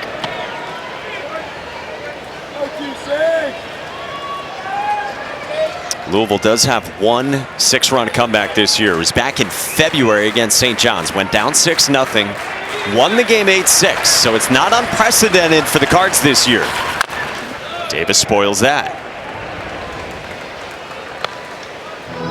However, no team that has allowed at least 6 runs ever at the Men's College World Series in a first inning has ever won. So Louisville would be trying to do something that's never been done before in the 78 years of the Men's College World Series.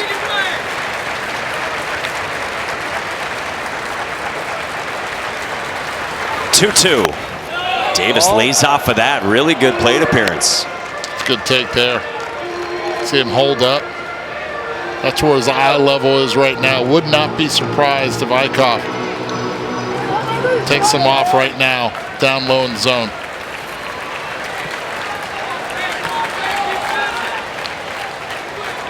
Three, 2. Ball 4, that's Davis inside. takes ball 4. Wow, great takes from Teg Davis after he got behind. Louisville's got 2 on with 2 out for the dangerous Zion Rose. That was big time. That's a big time at bat for a freshman right there. Get down early in the count against a really good pitcher and lay off some really good balls just off the outside edge. Man, if they come back somehow, that's one you circle. Yeah, 35th walk of the season for Teg. And I'll tell you, the park is gettable today, guys. This is the first game we've had where the wind is actually blowing out. And it's blowing out at a pretty good clip, too. Better enjoy it now for the hitters because it's going to turn around starting tomorrow. It's going to be blowing in at 20 to 30. But right now, it is blowing out, and it's gettable for some long balls. Hey, Sunday Night Baseball is the series finale between the Mets and the Phillies. 7 Eastern on ESPN, ESPN Deportes, ESPN Radio. Eddie will be there. Coverage starting at 6 Eastern with Baseball Tonight Sunday Night Countdown. What do we got? Anything that you're already chewing on for Mets Phillies? Yeah, I'm looking at Bryson Stott, trying to break him down a little bit. Do a little data soul searching on him and seeing why he is struggling to see if we can get a pinpoint accurate call on that. I love it. That's a tease, folks. Just a tease. But in the meantime, I'll tell you what I will be doing on Sunday afternoon. What's that? I'll be watching the National Championship game. There you go. Game 2. College World Series on ABC. Should be a good one. We cannot wait for it here. We got 4 teams left. Louisville in a big hole, but they are threatening. And they've got one of their best bats in the box. Zion Rose, first team All-ACC, flew sharply to left his first time. 102 off his bat against Riley Eichhoff. And first pitch in there for a strike. You said that a lot today. First pitch right in there for a strike. That's how good he has been to keep the hitters on their heels.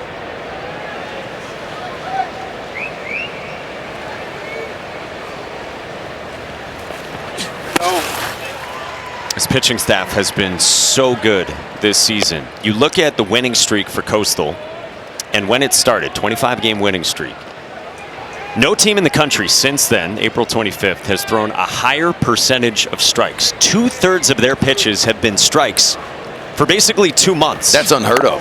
It's unheard of. And if you look at the ERA during that time, too, 25 games now, a 2.52 ERA. Remember, the average D1 ERA is 6.22. And all they have done in their last 25 is pitch to a 2.52 ERA. 2-1. Rose chops it. Left side, Walker Mitchell throws on the run, and the inning's over.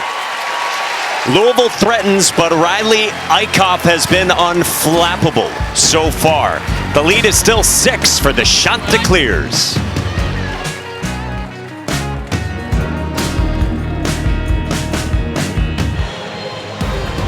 Coastal Carolina leads Louisville 6-0 as we go to the bottom of the 4th, and Kevin Schnall is with Danny. Mike, thanks. Hey, how has Riley Eichhoff set the tone for you?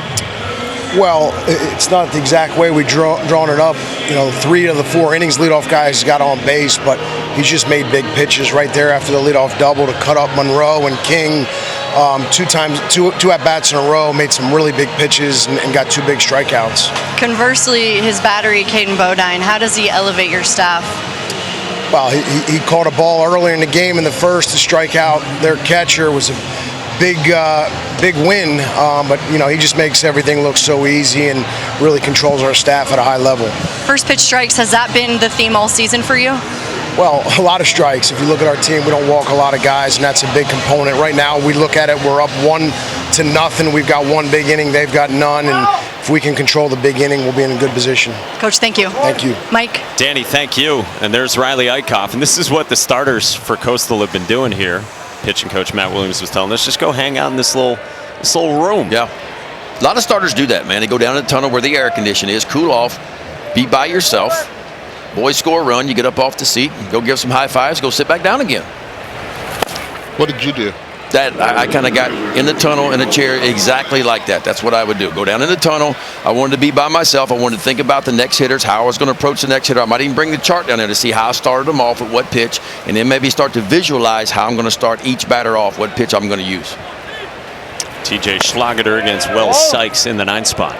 But even with a big lead, my approach as a pitcher, even if I'm up 6-0, like Eichhoff is right now, my approach doesn't change. I'm sticking to the game plan. The only thing that changes is maybe in some plus counts, some fastball counts, maybe I challenge the middle part of the plate a little bit more with a bigger lead. But other than that, I'm sticking to the same game plan. I hear people all the time say, oh, just go out and throw. You got a big lead. Just go out and throw strikes. No, that's not always the answer. It's continue to do what you've done all year long.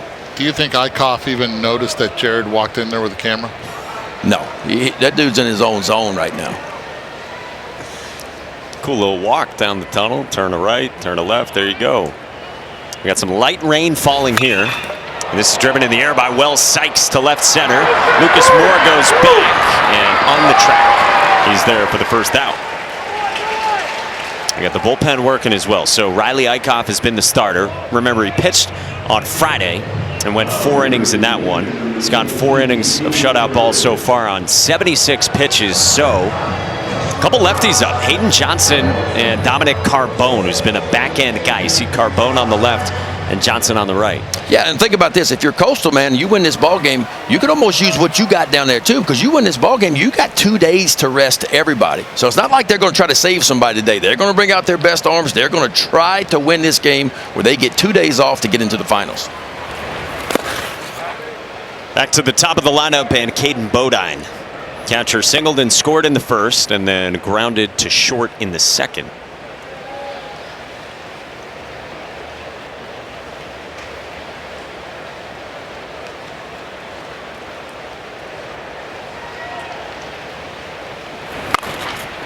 Hooked foul, and it's 1-1.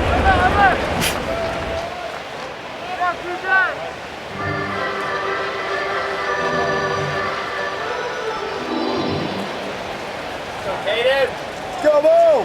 Come on, Bo.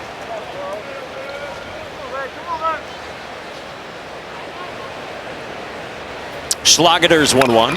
Bodine bounces it at Jake Monroe. A couple quick outs, and this Louisville pitching staff has settled in since that first inning. Yeah, I thought Schweitzer was good. He goes 2 1/3, only gives up 1 run, strikes out 2.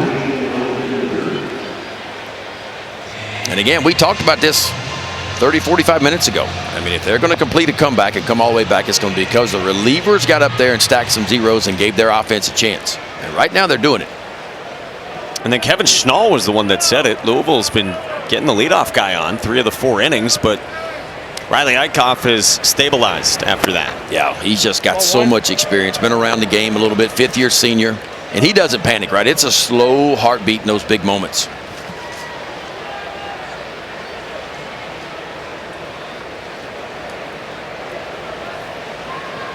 With the rain falling for Schlageter, he's facing the two-man the Coastal lineup. Sebastian Alexander swings through the off-speed.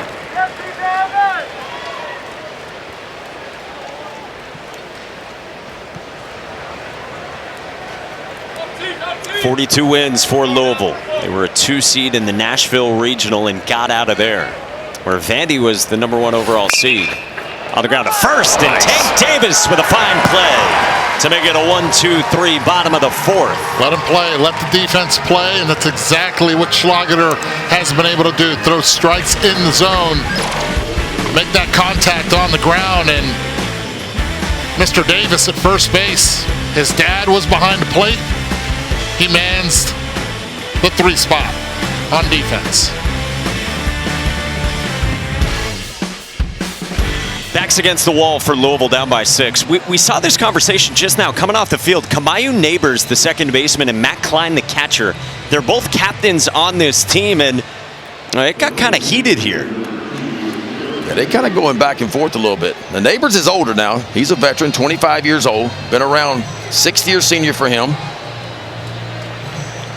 And I think it had to do with the throw to second between innings. Just lobbed it over there. Neighbors not backing down at all. You're saying the throw going into that inning from Klein to the bag? It wasn't quite as intense as Neighbors might have wanted it. 8-9-1 starts with Garrett Pike. Bodine steals a strike. And so that's 2 of the captains on this team. Klein's been in the program for 3 years, and Kamayu Neighbors, a 6th-year senior, like we said, 25 years old, his first year of the program, but one of the leaders and a vocal guy on this team. So let's look at the throw down and see if we caught anything. Yeah, so Eduardo, you're right. And Neighbors right away not happy. Yeah. And he pointed at him. He's letting him know, you throw the ball the way you're supposed to throw the ball. Yeah, Neighbors didn't even try to catch the ball. He was so aggravated. He just pointed to the catcher right away.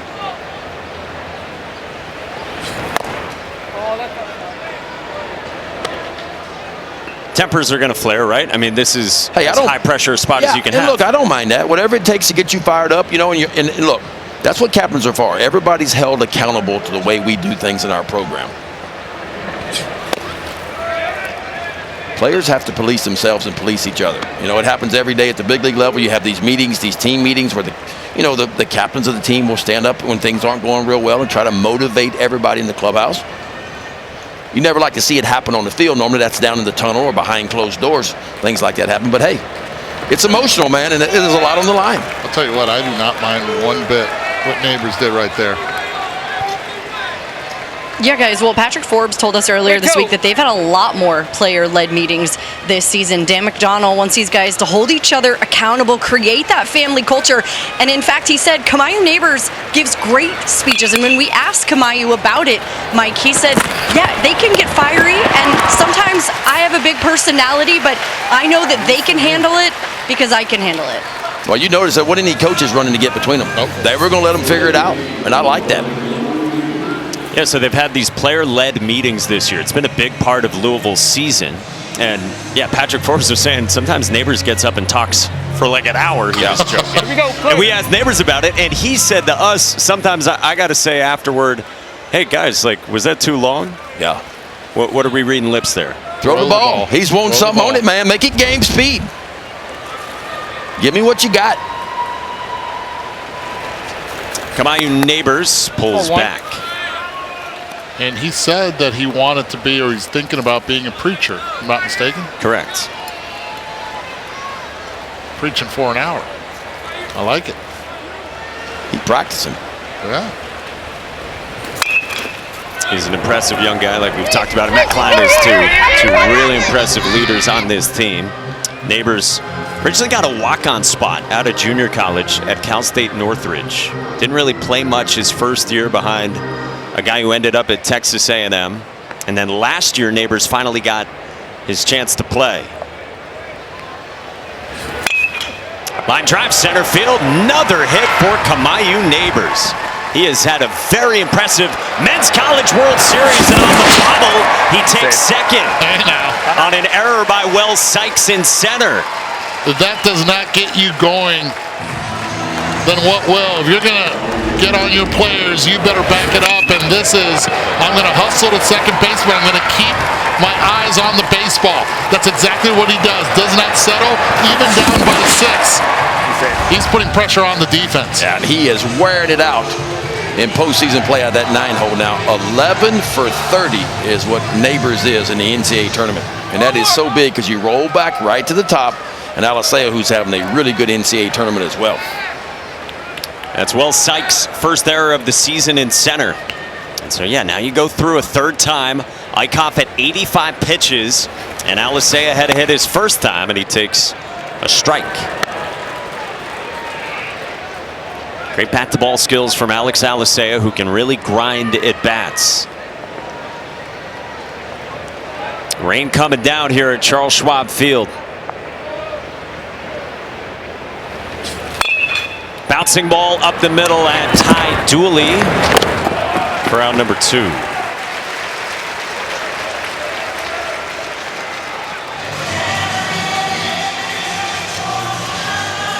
So Matt Klein moves to the on-deck circle, and Lucas Moore will bat.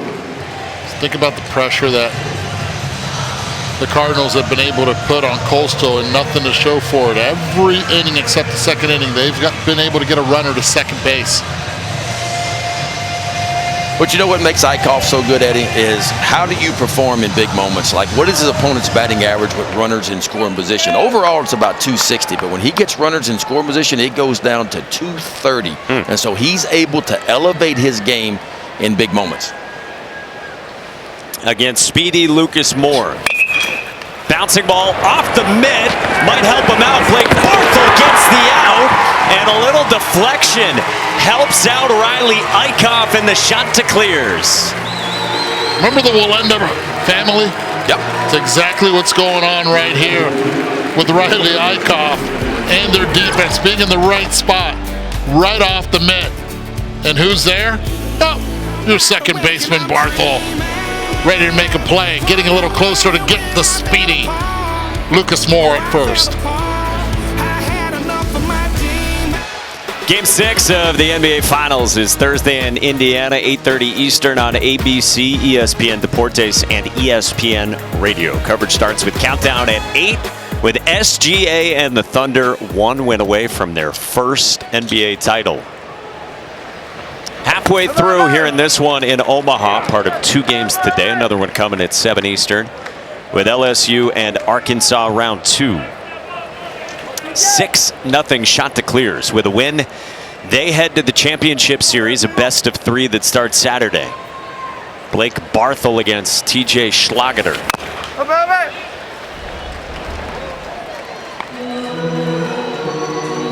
Barthel got hit by a pitch and scored in that 6-run first, and then grounded out to second in the second. 4 hits for the Shots in the first, and they don't have a hit since.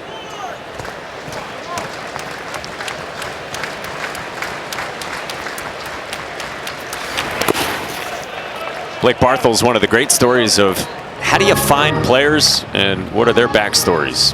Kid from Allentown, Pennsylvania, showed up at Coastal Carolina's annual Labor Day camp, which is their big camp for walk-ons. And he just kept raking on a backfield in front of a volunteer assistant coach on staff, who then alerted the head honchos they had to come watch Blake Barthel. So the big guys showed up, including Kevin Schnall. And yeah, there's your QR code to get involved in the summer camps. And then Barthel just kept mashing, and they loved him. Wait a second, that's outstanding right there. Scan the barcode, please. I'm trying. You want to go play for Coastal? Take out your phone. They got 10 batting cages there. You thought you were done seeing QR codes now that squeeze play is over? You're wrong. I'm working on it. That might be the first barcode I've ever seen in a dugout before. There it is. Eduardo, does it work? Yes, it does. Where does it take you? It takes me right to the Coastal Carolina baseball camp. CCUBaseballcamps.com? Yeah. Is that right? That is unbelievable. 2-2. Barthel lines one to left, but right at Zion Rose, 104 off the bat. So right here. So you did take out the phone. What do we got? I have yeah, right there. Coastal Carolina. Does it say how much it cost on there too? Yeah. How long the camp is? Is it a day camp only, or can you spend the night, or what? Just hoping nobody texts me during this thing right here, huh? We all used to go to those things. You really? Oh yeah. I never went to any. I would go to Skip Bertman's every year, from the time I was like, I don't know, 13 years old. I'm telling you, it's actually in every university, right? Baseball program has them. But now, we didn't play travel ball in my day, right? I mean, we only played like 20, 25 summer games a year. That's all we played. Your day and is so my day. day. You had time to go to day. some camps and do some things. But now I feel like our youth out there is playing way too many games, 60 to 80 games a year. You don't have time to go to camp. I played travel ball. I went from big league stadium to big league stadium with my dad wherever he went. That's a little different. You took real BP. Look at this. Oh, Skip. There he is. Yeah, the 2 years. Yeah, there he is. Skip Bertman. That doesn't sound like him. I see a lot of Dan McDonald. I see Skip Bertman and Dan McDonald. And Dan got that, of course, for the 6 years he spent with Mike Bianco, who obviously played for Coach Bertman and coached under him for a while, too. And so that coaching tree continues to go. Skip Bertman, arguably the greatest coach in college baseball history. What was it, 5 national titles in 10 years? Probably won't see that again. 3-0 to Walker Mitchell's outside. TJ Schlageter issues a 1-out walk. And a man aboard for Coastal, up by 6 in the 5th. By the way, did you see the LSU football team go into the box yesterday? I saw that. That was for some dudes that's supposed to be great athletes. Yeah. That was very, I mean, they were. Boys. What'd they do? They went over to the Alex box. They went to the baseball. They were in there lifting weights, apparently, the football team was LSU. And then one of the coaches came in and screamed, road trip or field trip. And they all unloaded, went and got on the bus, and the next thing you see is they're getting out at Alex Box there in Baton Rouge, and they're taking batting practice and trying to catch fly balls. It wasn't pretty. It was some of the most unathletic stuff I've ever seen in my life. Yeah. Unbelievably not pretty. Blagan Pato, the batter. He's walked a couple of times. Gets jammed and pops it up outside of first at Teg Davis. 2 down. I'm scared to ask you, Ben, what's the other least athletic stuff you've seen in your life? I don't really want to go there. I feel like I might be in I'm the just going to say this. I hope they play football this fall better than they take batting practice. Let's just leave it at that. They celebrated contact. My God, yeah. They're coming up at 7 Eastern here on ESPN against Arkansas. Well, this Louisville bullpen keeps Louisville right where this has been at 6-zip. You got 2 outs now, and Colby Thorndike, batter in the 6th spot for the Chanticleers. He had the 3-run double again in the first inning today, like he did on Sunday against Oregon State.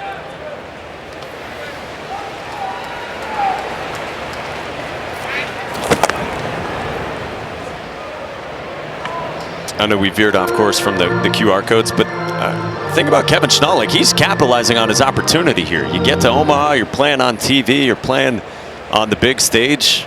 All right, well, let's be forward thinking here and see how we can drum up some more interest in the program. He's been making the rounds this week. This is roped by Thorndike into right center, and it drops down to base hit. Walker Mitchell goes first to third with 2 outs, and the Chanticleers have him at the corners. From our vantage point, I wasn't even looking at the screen, but I can tell you where that pitch was because of the sound of the bat. Up in the zone, that's where Thorndike likes it. Doesn't like anything down, see exactly where it's at. That's his bat path, and the sound will not lie to you. No, and he's wearing out some right center field. I feel like every one of his hits, whether it's off a left-handed pitcher or a right-handed pitcher, ends up out in right center field, and he is wearing the cover off of it right now.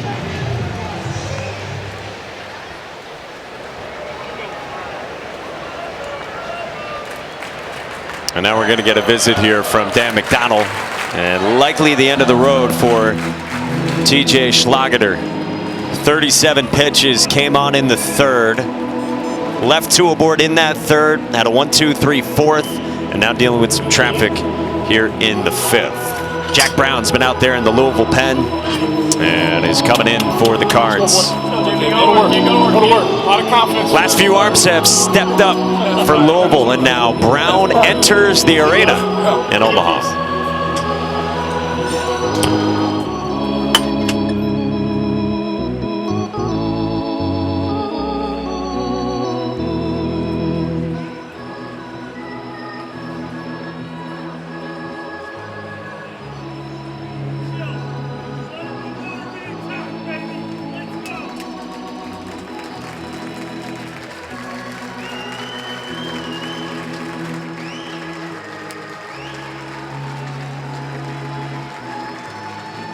Y'all keep pushing, baby.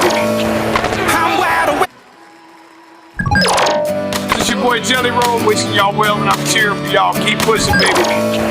I'm wide awake and I'm dreaming.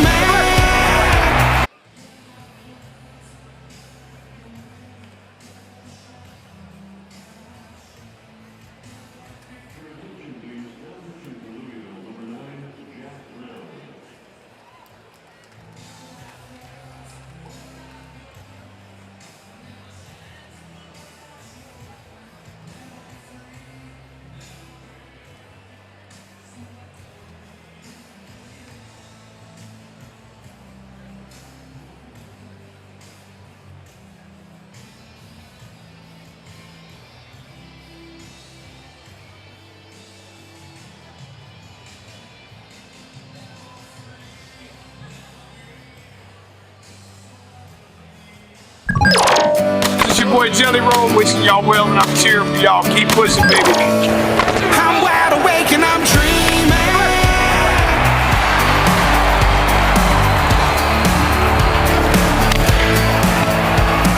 At least for now, Lord, I ain't losing hope that somehow you can make a heart of gold from this heart of stone. Jelly Roll selling his love for the shots. I love the voice. I really do. I love the voice. Love the singer. Little raspy, kind of raspy. Yeah. I like that. How do you get the name? It's like Bad Bunny, right? Jelly Roll. How do you get those names? Well, I'm not being ugly, but he kind of looks like a Jelly Roll a little bit. But he can sing. Maybe that's how he got his nickname. You never know. Yeah. Jack Brown, pretty simple name there. He comes on. Freshman right-hander who we saw yesterday as well.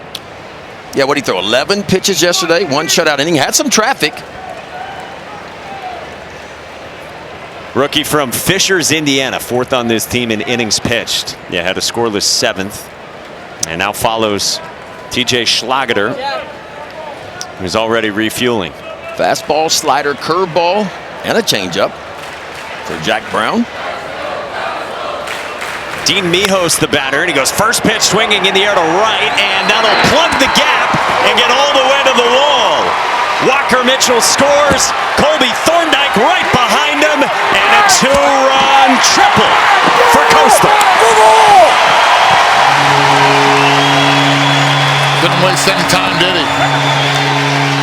Mijos hitting it in the right center gap, and it looks like there is a track meet in right center. They have been using that area of the field really well, and Coastal Carolina adding to it with 2 outs, runners at the corner. Mijos, as soon as he hit it, he was thinking 3. Looks out at right fielder King Jr. and says, okay, I got to get on my horse. Here we go. Use those legs, drive in 2, get in and slide in and pump up his team. And so just when it felt like Louisville had kept this game right where it was for these last few innings, Coastal adds on a couple more, and the hole gets deeper for Dan McDonald in the Cards. Now Ty Dooley in the 8th spot, the shortstop who had an RBI single in the 1st and then grounded out to 2nd. Meantime, Riley Eichhoff just continues to love the run support he's been getting. 5 innings, 88 pitches for Eichhoff, making his 2nd start in 6 days here in Omaha.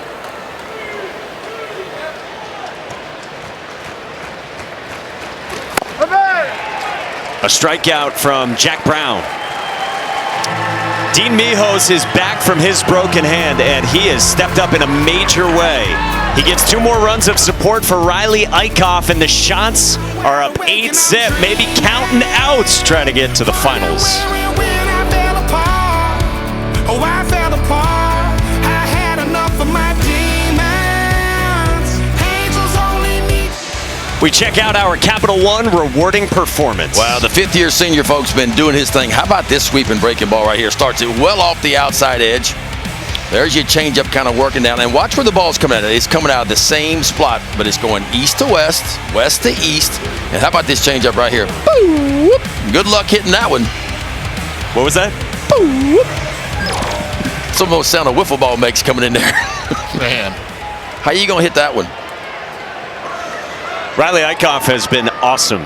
Remember, Friday against Arizona, he started 4 innings, 2 runs, 45 pitches, super efficient. Kevin Schnall said afterward, because of that, he'll be able to bounce back. They piggybacked him with one of their other weekend starters on that Friday with Cameron Flukie. We got to get PitchCom figured out here for Coastal for a second time. And they roll back Eichhoff today. Coaching staff told us this morning that they were debating between, well, you see Flukie there, Eichhoff today or Luke Jones, a freshman, but they just trusted the vet on this stage.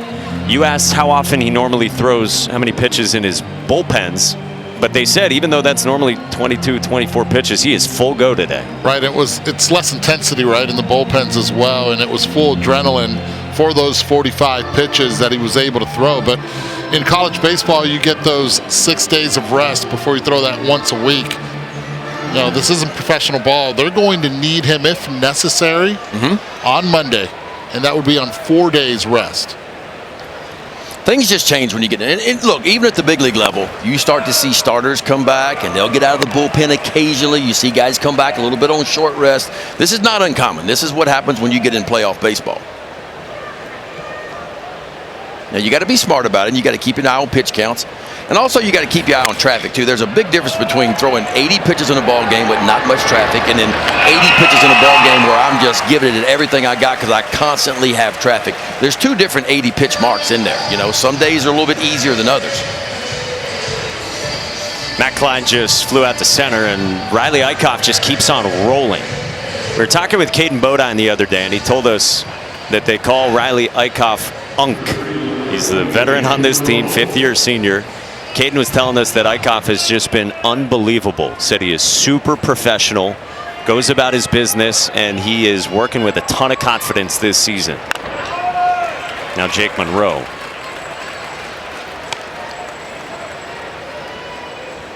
I told you the story on Friday when he started, that he is engaged to a women's lacrosse player at Coastal, Maddie Bates. They met at the beginning of their sophomore season. On the ground, left side, and Walker Mitchell bobbles, and Monroe is aboard.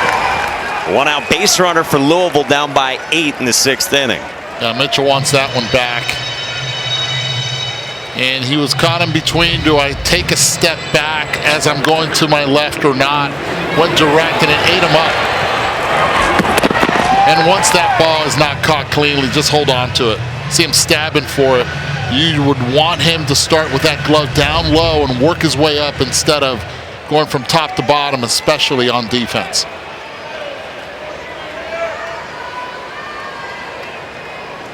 So man aboard for the Cards, and the 5-man Eddie King Jr. Score that an infield single. And now King, who has grounded out to short and struck out swinging on a devastating changeup back in the 4th. Eichhoff has the ability of inducing the ground ball because he pitches down in the zone. That's what he's trying to do here. That was that pitch south of the knees to King. And sometimes, look, with sinker ball pitchers, the tighter they get, the more tired they are, the more sink they have on that ball because they're not trying to overthrow it, letting the ball just kind of do its thing.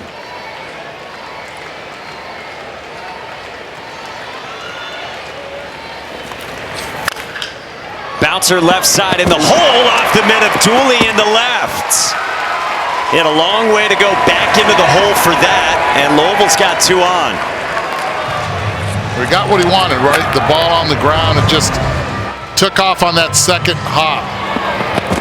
in between, get caught in between. That's the one that, because it's a day game, starting to get a little faster on the dirt, that ball eats you up. It had a lot of topspin on it too, and he came up on him.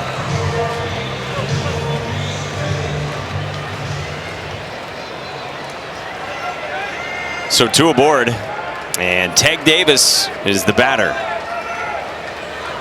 Davis, who's had a great freshman season out of Malvern Prep in Philly. He was telling us the story the other day. He mentioned his father Ben, former 2nd overall pick. Then one day during his senior year in high school, Teg Davis snuck out in the middle of the night to go hit. Said he just woke up at 2:30 a.m. and was like, dang, I really want to go swing right now. But he ended up getting caught by his mom, because when he snuck back into the house, he got into his bedroom with a ladder, and he forgot to put the ladder away. So mom woke up in the morning, saw the ladder, and knew that Teg had been sneaking out. She would have none of it. Said his dad wasn't too worried about it, but only his mom. Moms do, right? Don't blame her. She was a great athlete in her own right. She wanted to know what exactly he was sneaking out for. So Teg pulled up Snapchat, showed it to his mom, and there was proof that he actually was hitting with his cousin in the cages. You ever sneak out at that late and go hit? Not on a ladder. I grew up on the 4th floor of a condo. I snuck out a few times, but it wasn't a go hit. Probably should have been. Nothing good happens after midnight. Nope. Nothing. He is a really fun personality. Yeah, I got back home at 3:30 a.m. and we just forgot about the ladder. Eichhoff's 2-0. Davis smashes this one into right center, back to the wall, and one hops off the wall. Monroe scores. King stops at 3rd. It's an RBI double up the ladder from Teg Davis. I'm going to tell you what, folks. He went out and got this ball right here. This ball was working away from him. And Teg Davis, a big kid, 6'4", and he's got some coverage at home plate. And watch this right here. 2-seam fastball working away from him. He just goes out and just circles that ball. Circled it and got it right on the barrel and powers it out towards right center field. That is a bull. This kid here has got some juice in his bat for a freshman. 18 home runs and now 52 RBIs on the year. Last 3 balls were actually hit very hard. The first 2 on the ground. This one stays elevated, and that's an indication of hitters 3rd time around the order starting to pick it up a little bit better. Yeah, and a guy that's a little bit on short rest, you know, this pitch count is up nearly 100 pitches now. Matthew Potok has been up in the bullpen for Coastal Carolina, and that will spell the end for Riley Eichhoff. 2 starts in 6 days for the 5th-year senior at the Men's College World Series, and he was sparkling today in Omaha.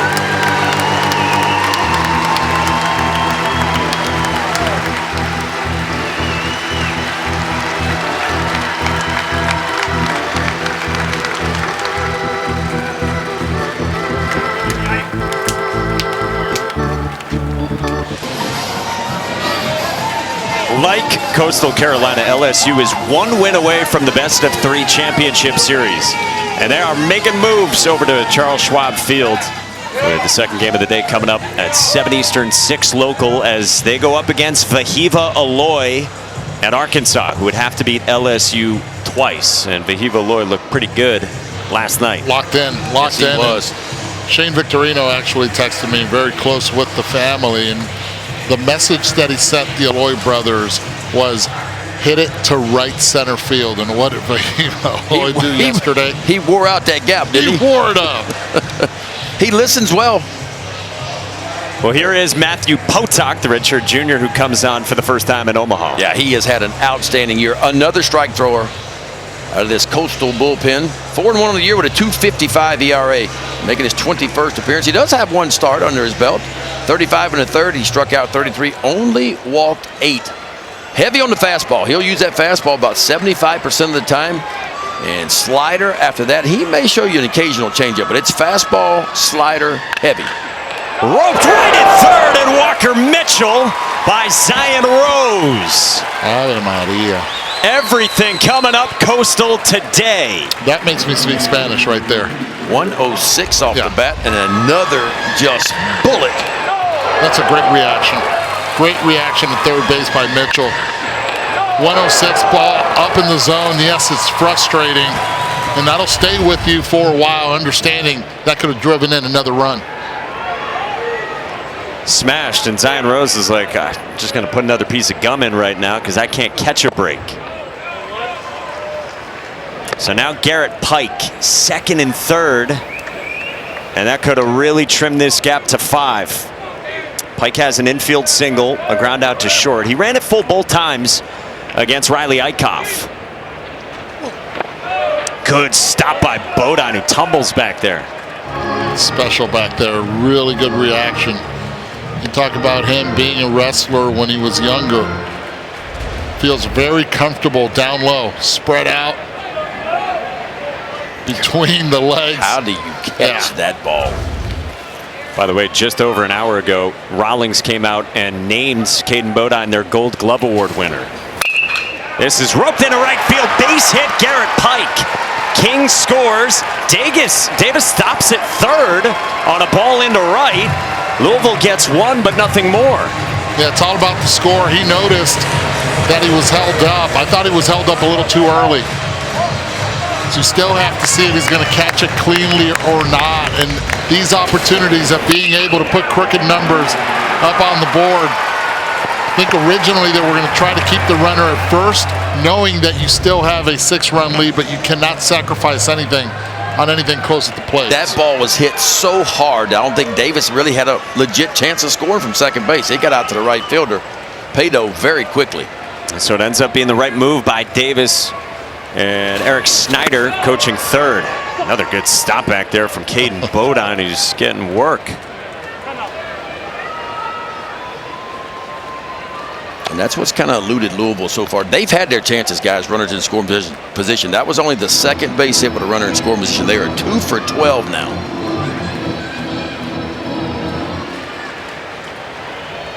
Davis at third, Pike over at first, and Kamayu Neighbors, who's been sizzling here.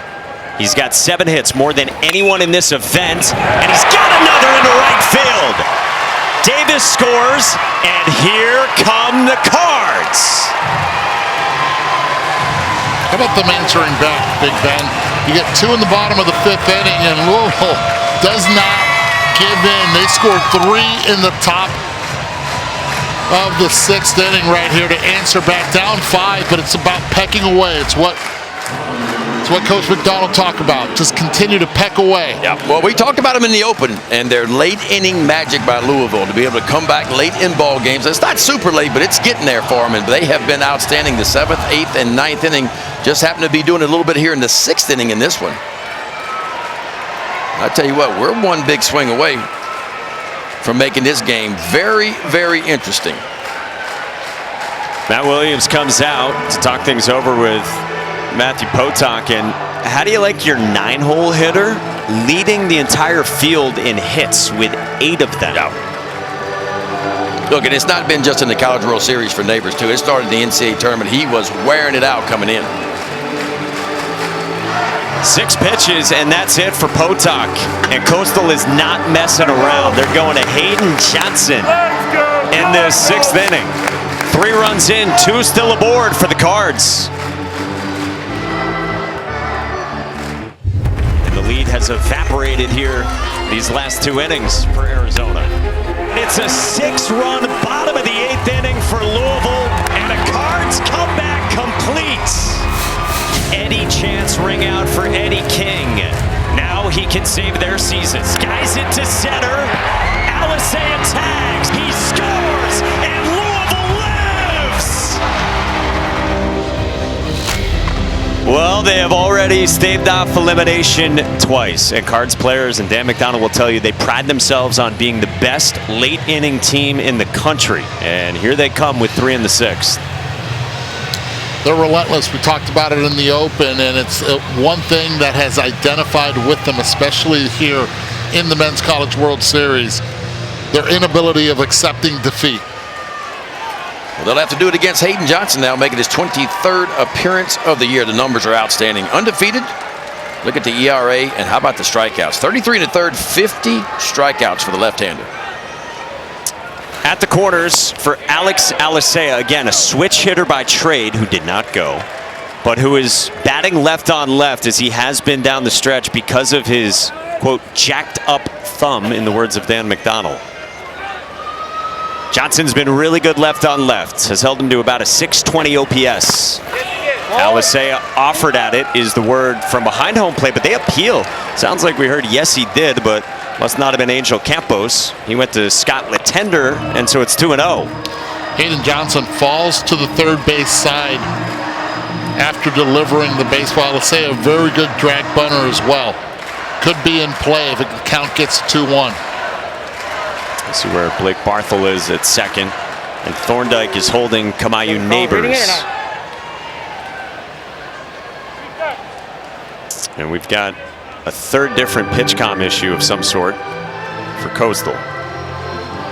Hayden Johnson, 2 and a 4-seam fastball. It's going to average about 92. He's got that little sweeping slider and an occasional changeup to go with it. 92. His fastball's been a really nice swing and miss pitch for him so far this year. 31% of the time that fastball is swung and missed. D1 average about 18% on a fastball swing and miss. It's Hayden Johnson's second year with a big role on this staff. Alicea in the air, center field, and Wells Sykes comes on to end the inning. So Hayden Johnson leaves 2. Louisville gets 3, and it's 8-3 Coastal in the 6th. All right. Louisville's had some hard contact that just hasn't found a home. Zion Rose in the second spun around Sebastian Alexander. Then in the 5th inning, Lucas Moore 1-for-3 off Riley Eichhoff's glove.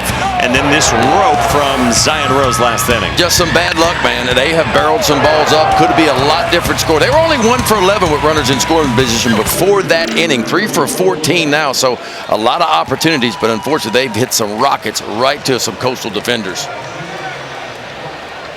Kind of cuts both ways. Coastal has done such a great job of defending during this winning streak. Kevin Schnall has said to us, I don't think people are talking enough about our defense. And then for Louisville, the near misses when there is no margin for error for the Cardinals, who have to win this game to force a game tomorrow.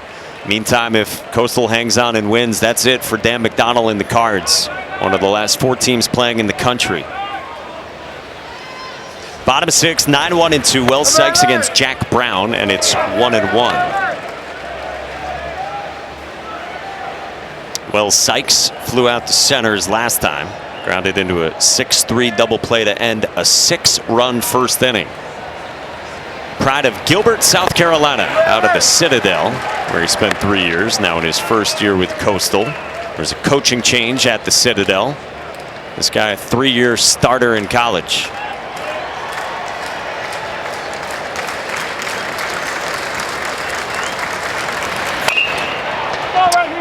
What a job by Kevin Schnall this year. It's his first year as the head coach, and they've piled up a program record-tying 55 wins after he took over for the legendary Gary Gilmore, who retired after last year. And what I love about Schnall, he put in his time, didn't he, to be a head coach? I mean, 24 years as an assistant coach before he got his first head job. Most wins ever by a first-year head coach in D1 history. On the ground, backside base hit with 2 strikes from Wells Sykes to get aboard. Got pumped up right there. Sykes gets to first base and does everything he wanted in that at-bat. Tried to pull early, and then when he gets 2 strikes, take what they give you. A little 2-strike approach. So back to the top 4, Caden Bodine, who's 1-for-3 with a single, a run scored in the first, and then a couple of ground outs to the left side of the diamond. Now this is his power side for Bodine. 5 home runs on the season, 4 from the left.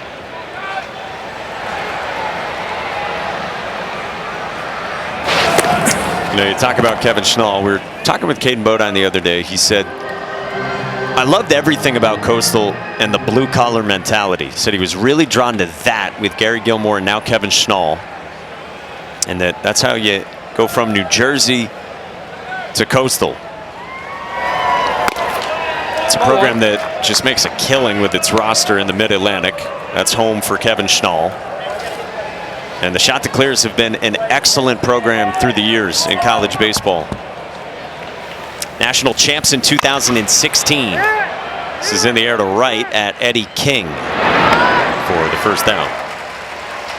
When you think about first-year head coaches and piling up all the wins they have, first-year head coaches in the Men's College World Series since '99, since this format, and that's pretty good company. Yeah, and see Dan McDonald right at the bottom of the list back in 2007. He's got to be the front runner for National Coach of the Year, right? I mean, if you make the championship series with this many wins, this long a winning streak, yeah, I don't know how you couldn't win it. And I think you said earlier, what even ranked preseason was Coastal, right? Correct. And so, yeah, you take a team that's not even expected, not even in the top 25, and you bring them to the College World Series in your first year, yeah, I'd say he'd be the front runner. He talked how bad they played in the fall, how concerned they were. Well, they had so many new players. You know how it is. I mean, you get such a big turnover, and it feels like that's how it is every year. Sometimes it just takes a while for it all to come together. Guys learn who they are, where they're going to be, how you're going to be used. And it takes a while when you have a roster turnover like that for everybody to kind of, if you will, fill out where they're going to be, learn their roles. Sebastian Alexander in the 2 spot. But what I do love is here in Omaha, he's making sure people understand how good this program is and has been for a long time. He said, don't call us Cinderella, but we're simply one of the best programs out there. Kevin Schnall, a former Big South Player of the Year himself. He was an All-American, got drafted by the Cincinnati Reds, and originally joined the Coastal staff in 2001. Yeah, I think he was the first ever All-American in Coastal history. Was Kevin Schnall. Hot shot right field, another 2-strike backside single. They're going to go first to third in the face of Eddie King. The throw's not in time. That's pretty gutsy right there. That is pretty gutsy. But it's a play that had to be made with 1 out. Test Eddie King. Get to third base, and it's what they take pride in. This is the way that they've won ball games. We talked about their base running the entire time. First to third is a must on any base hit. Hit behind you. 2-strike approach. You know what tells me? Very coachable team right there. Wow. They're going to, this could be overturned. That's close. And it's okay if it's called out, but this is the game that they play the entire time. He's going to be out, I believe, right there. Safe call at third base. The previous play is under review.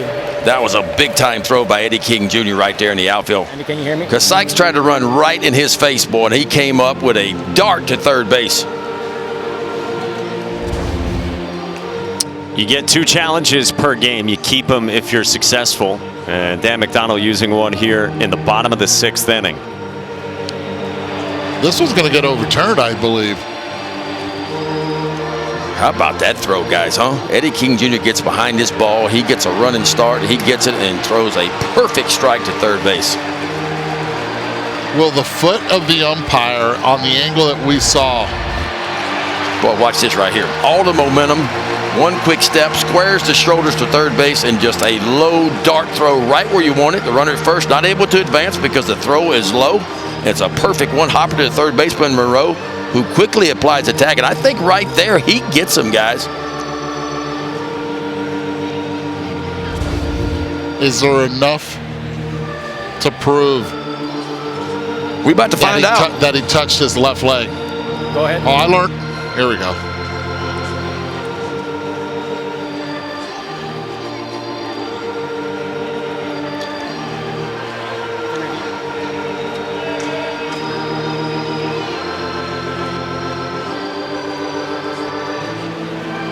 You got to raise your hand. Raise that hand. There we go. After video review, the call at third will be overturned. The runner is out. Louisville retains their challenge. They have 2 challenges left. Big time play right there. big-time play. He attacked the ball. He did everything right. He squared his shoulders perfectly. And look, the one thing that is different here in college baseball to the pros, they take infield every day. When you take infield every day, that repetition works. That was perfect, and it was perfect on a lot of different levels. One, I love how he kept that throw low, not allowing the base runner who hit the single out to right field advance an extra 90. So you can't advance, and then it's just a perfect on-line throw. That's big time from the senior leader, Eddie King Jr., to wipe a man off a third, to get a second out in this bottom of the 6th, as Louisville tries to just hang around. Down by 5, bottom of the 6th inning, and look who's coming on. One of their starters, the freshman Ethan Eberle, enters for the Cards when we come back. Still another game to come tonight, and Ben, what do we got here? That's music. That's music to a lot of folks' ears down in Baton Rouge is what that is. Heard that once or twice. What about this? Omaha Hogs, huh? Man, it's going to be a good game. What is that? That's like a barbecue pit. I love that smoke coming out right out of the nose. On Saturday, we had pig smoking at 7 a.m. Love here in this fine city. Nothing wrong with that. Got to eat. So don't go anywhere. That is still to come tonight. And we got an interesting late game situation brewing here. Coastal led by 8. Louisville got 3 in the top of the 6. Coastal was threatening more here. But Eddie King just had a big outfield assist, and now a really interesting move to Ethan Eberle, who started on Sunday. True freshman, was on the ACC all-freshman team, has pitched in different roles this season, and we were told pregame he'd be available today. Yeah, he threw 72 pitches in that start, went 3 2/3, gave up 3 runs on the year, making his 20th appearance. 10 of those have been starts, 61 2/3, 58 strikeouts for the freshman. And he comes on for a left-on-left against Blake Barthel. Fastball, curveball, changeup. Fastball is going to be right there around 89, 90 miles an hour. He'll show you a little bit more from time to time. He's been effective against lefties this year, better against lefties than righties, as you would expect. And Barthel's been better against righties than lefties, as you'd expect too, but that's a balk on the second throw over from Eberle, so that's going to move Sebastian Alexander into scoring position. And that came from the home plate umpire made that call. You would think the first base umpire had a better angle at it. Yeah, I don't see where the balk is there unless he stepped right on top of the rubber again, but I don't see that. I mean, especially from the home plate umpire to make the call. I get it if it comes from the first base umpire. So a slider to start out to Blake Barthel. We got hit by a pitch in the first and scored. Then a ground out to second, then a sharp line out to left. His last time leading off the 5th.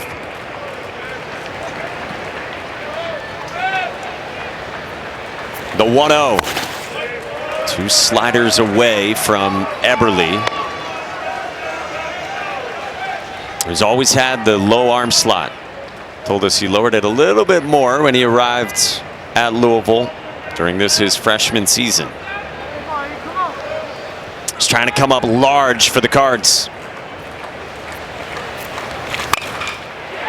Into left center field, and Barthel drops it in. Alexander scores, and the balk proves costly. 9-3. that one's going to hurt. You're Louisville right now. That one hurts after putting a 3 spot in the top half, trying to creep back. Coastal Carolina answers with 2 outs once again. Pitch in, getting jammed, beautiful hitting again. Especially after your right fielder, Eddie King Jr. makes an outstanding play over at third base to eliminate the runner trying to get to third. Ball wasn't hit hard, guys, but hit in the right spot. Just kind of flanked it out there in left center field. What'd he do? Flanked it.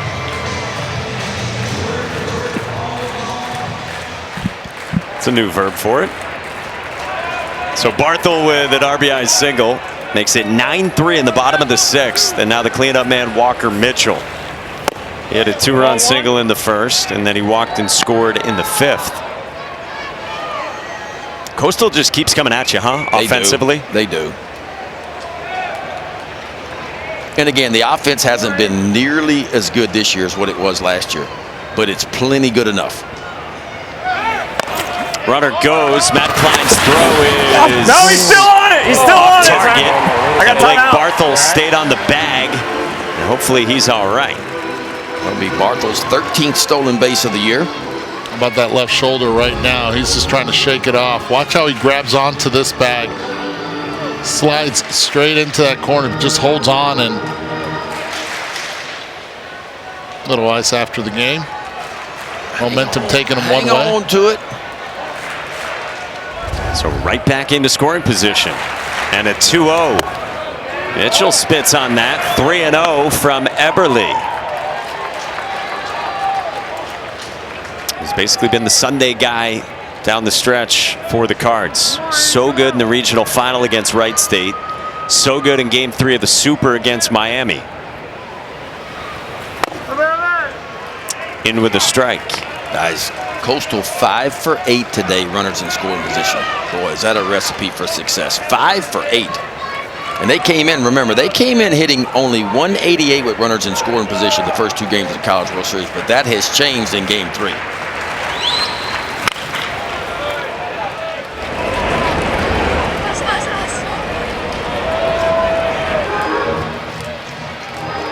They're trying to make it 56 wins and get to the championship series.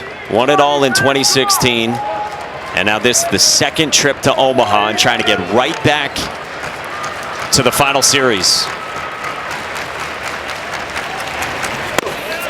Up high, ball 4, and there's 2 on. I mean, think about that. You get to Omaha twice. And both times you got a chance to be in the championship series. You won it all the first time, and then you're playing for 2 wins. Has there ever been a program to win the College World Series the first 2 times they show up in Omaha? I'm doubting it has been, but there have been 8 teams to reach the championship round. But hold please on that question. Let's get the interns on it. I'll tell you one thing. Last time they did it the hard way.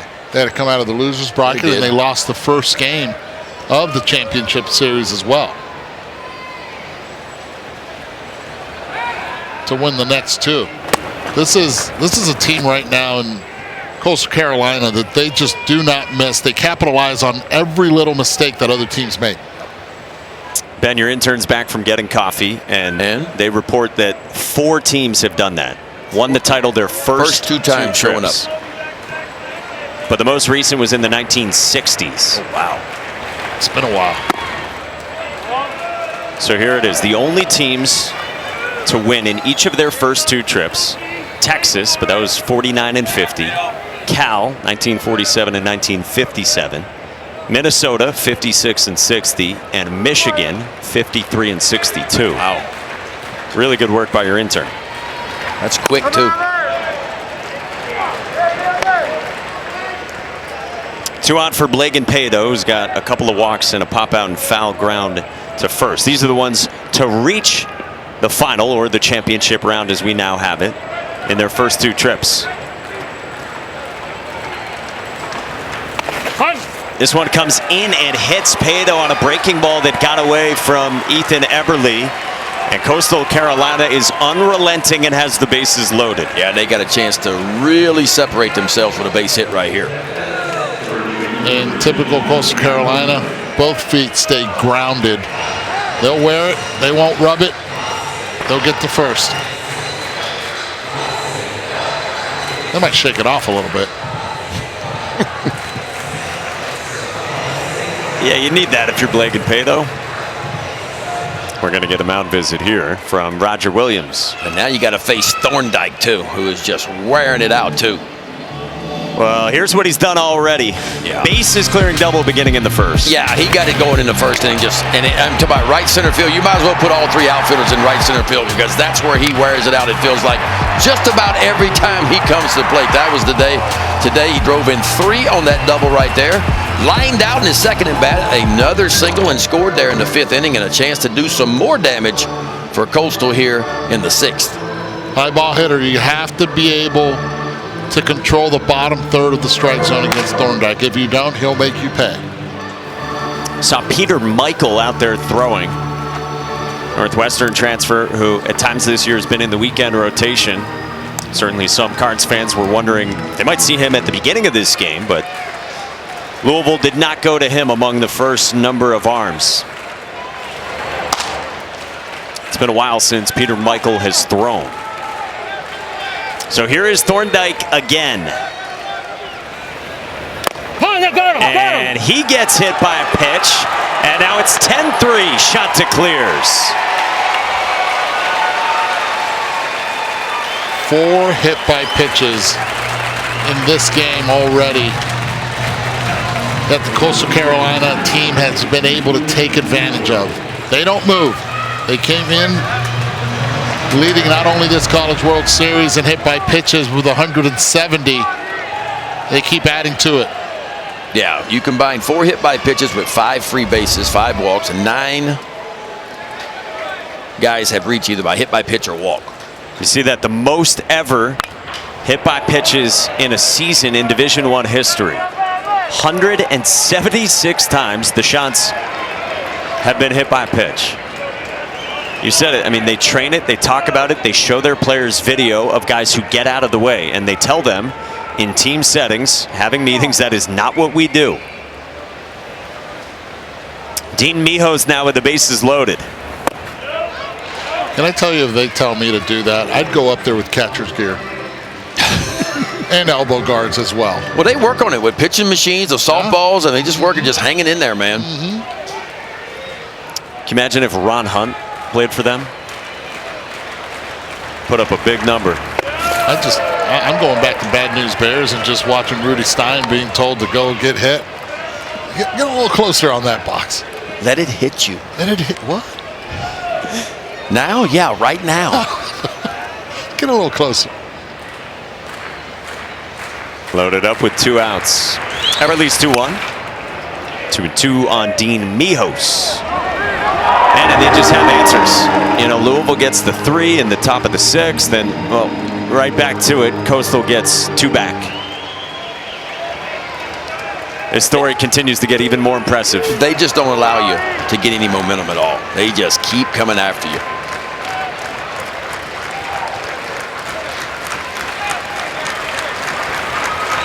Two-two. Up high in a full count.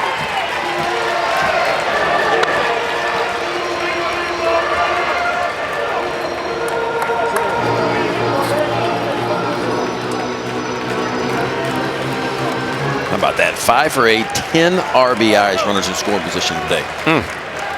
That'll play. 3-2. On the inside part of the plate for strike 3 called on Dean Mijos. 2 more. Lead 7 for Coastal. 3 innings away from the championship series in Omaha.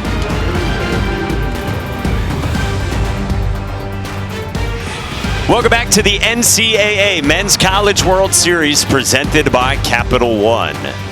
10-3 Coastal Carolina, and they are 3 innings away from reaching the championship series and trying to make it a 26-game winning streak. We've had this format as a best of 3 for the finals since 2003. Nobody has ever entered that best of 3 in these last 22 years with more than a 13-game winning streak. Coastal would enter on a 26-game winning streak. Wow. It's pretty impressive what they've done. And the other thing that they did do to prepare for those 2 days off is practice at the same time that they were supposed to get to the ballpark and play. Lucas Moore stings one to center. But Wells Sachs is there, and there's 1 away. And sticking on schedule with these 1 p.m. Central Time start times for the Chants. Just trying to get into that habit. Worked out at Creighton a couple of days ago. Worked out at UNO, University of Nebraska, Omaha yesterday. By the way, we joke about our interns. In all seriousness, a huge shout out to our research team. Yes. Jeremy Mills, Lee Singer of ESPN Stats and Info, the very best. Jeremy Mills can put out some info. I just need a few more pictures. Like, it's just way too many words. I like a big picture every now and then, just to get through the whole packet. You know what I mean? Do you read books? No, I don't. And I don't mean that critically, because I don't read a lot. I don't Really? read. I read a hunting magazine article every now and then, and that's about it. Millsy gets the graphics out there. He does. He's got some pictures in there. I enjoy there in color too, which makes it nice. You want to read that? My goodness, huh? How about that right there? Louisville scouting report. Blur it up, blur it up. Please do not use the screenshot function. I'll tell you what else. What guys at True Media as well. Yeah. Tim Gibbons just doing a great Yeah, job he's behind sitting the back scenes. here behind us, back here, feeding us information, which is nice. 3 games yesterday, just sitting back there, just giving us I information. love the pitcher reports, man. He breaks it down for us. Usage, swing and miss out of the zone, velocities. Got him on speed dial. 2-2 on Matt Klein, who in that lineup you can see penciled into the 3 spot for the Cards. Against Hayden Johnson here in the 7th. Cut and a miss, and Caden Bodine will cap the K. 2 down. The PFL World Tournament is Friday with the bantamweight, lightweight, and women's flyweight semifinals. An hour pre-fight show starts at 4:30 Eastern on ESPN+, followed by the early card at 5, and then the main card at 8:30 Eastern here on ESPN, ESPN+, and Deportes. Fortunately, they don't have our weight class. Not we'd have to go after. They don't have our weight class on there? No. Lightweight, bantamweight, bantamweight. Bantamweight, flyweight. Nope. Lightweight. No heavyweights. That's over my head. Hurry up and wait. Jake Monroe bats out of the cleanup spot against Johnson. Monroe, who is from Champaign, Illinois, so grateful for this opportunity with Louisville this year, and perhaps his final time with the Cards. The junior was second on the team in OPS coming here, star in the Super Regional to get this team to this point. He had some big at-bats against Miami. Dan McDonald told us you don't get many junior college guys to step in and do this. So it looks like he's been playing D1 ball for 3 years. Jake told us out of high school he only had junior college offers. John A. Logan, where he went, Iowa Western, not far from here, and Heartland. Said he wanted to go Division I so bad that he would have taken a walk-on spot, but he didn't. He went a different path and is so grateful for the development he had at John A. Logan to prepare himself for this. He looked at Louisville, saw that they had a chance to win, and he said to us the other day, look at us now. Back in Omaha, and one of the final 4 teams playing.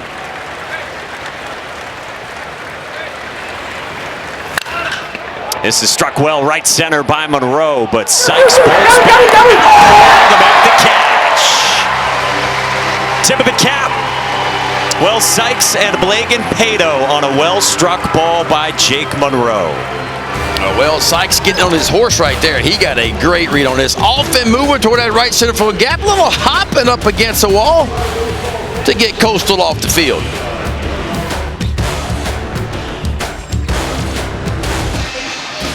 The NCAA Men's College World Series is presented by Capital One. What's in your wallet?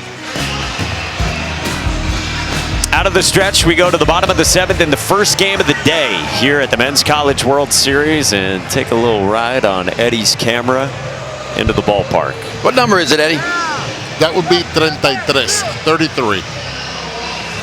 That was the number I wore in the major leagues. And might as well just adopt the Eddie cam. Look at that. I love when Berkey calls it the Eddie cam. Just flows right out. Camera 33 of our 41 camera complement. And this is camera 30. So 33, camera 30. This is a handheld camera, Ben. That's Jared working hard. Jared's all over the place. How do we decide what number the camera gets, by the way? That's history. Whatever Jeff Evers, our director, Whatever says. Jeff says, that's what number he gets. And whatever Scotty J says, Scott Johnson directing the game tonight. How many cameras do we have available to us overall? 41. That's amazing. That's a lot of cameras. That's amazing. Shout out to Scott Johnson, by the way. Yesterday was declared Scott Johnson Day here in Omaha. our lead director and one of the very best to ever do it at any company, any sport. Yes, sir. And we got a new pitcher on the bump, too. Peter Michael has come on for this bottom of the 7th, the guy who made 13 starts this year. Yeah, he was in the rotation pretty much the whole year and kind of fell out of favor, but all 13 of his appearances have been starts. 48 2/3, 49 strikeouts. Now, walks can be an issue for him. 36 walks in that 48 2/3. Fastball, slider, curveball, and a changeup. And by far his best pitch is that slider. Opponent's hitting just 151 on his slider. The junior from Calabasas, California, you saw, who started his career as a freshman at San Diego and worked only 7 innings. And then last year at Northwestern, only 10 innings of work, and now his 3rd school in 3 years. And it's been quite a ride. He's been open about this. He talked about this with Bradley Smart of D1 Baseball, that after last year at Northwestern, he was at an all-time low and was considering being done with baseball. And then ends up at an ACC school to start 13 games for him and pitch in Omaha. Isn't it amazing? I mean, but we've all pretty much been there where the struggles where you're like, okay, am I done? Am I not? Depends on the level. Some in college baseball, some in high school, and others in pro ball. It happens all the time. That is strike 3 called. Pinned to the bottom of the zone to strike out Ty Dooley. Well, still to come, we've got LSU on one side and Arkansas. Hello to the Hogs watching this one, 7 Eastern, here on ESPN in round 2 between those. There's DVH right there in the front. Bats came alive yesterday. Yes, they did.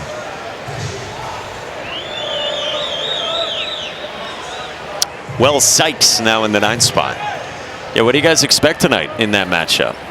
It feels like it's going to be very similar to what game 1 was. You know, one big pitch made or not made, one defensive play made or not made, maybe one big base hit at the right moment with runners in score position. I expect it to be a close game.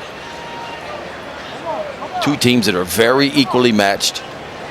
Hadn't heard starters yet. You heard anything on starters from either squad yet? I was just looking for that. Wells Sykes pops this one up into center, and Lucas Moore makes the catch for out number 2.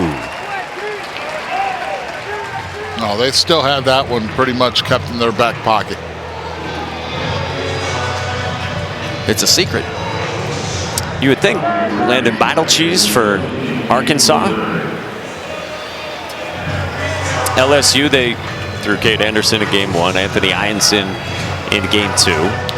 Ianson is a really interesting situation right there. You could see him if LSU is up, maybe in a closing situation. That's what I think. Saved for tomorrow. Some people thought maybe he would start this game. I don't see that happening. I could be wrong. I think you save him. If you got a chance to win maybe the last couple innings, you're probably going to see Ianson. And if you don't use him and you happen to lose, you got him for tomorrow, because Ianson, well, obviously with the rain out, didn't throw a ton of pitches. Could be somebody like Jaden Newt potentially for LSU, and then make a bullpen day out of it. Newt, who arrived in Baton Rouge as a very highly regarded arm a few years back.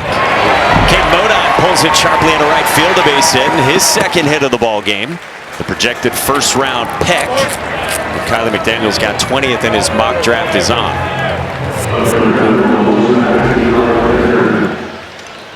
Oh, that's a 4-seam fastball. He's kind of working to the outside part of the plate. And again, watch him go down and just circle this ball. Gets all the way around it, powers it in that hole. That's a nice balanced short stroke too by him. See how he didn't rotate the back legs, kept it on the ground. And now Sebastian Alexander takes strike 1 on the breaking ball from Peter Michael. Alexander, very thoughtful 5th-year senior. We enjoyed talking with the other day. He's had the best season of his career. 0-2. Seven-run game, and Louisville staring down elimination. They'll have 5, 6, and 7 in the top of the 8th inning, but staring at a massive mountain in front of them.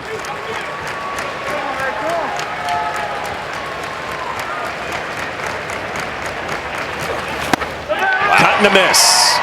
Peter Michael looks pretty good when he comes on. Came on in the 7th of this game, and he puts up a 0. Coastal Carolina leads by 7, and they are 6 outs away from another trip to the championship series in their second time in Omaha.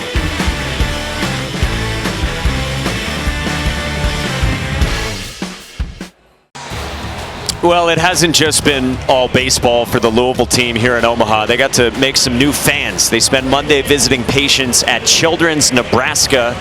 Signed some autographs, hit some balls with the kids, and they even got to visit with their therapy dog as well. Just really nice stuff as part of the proceedings here over this week.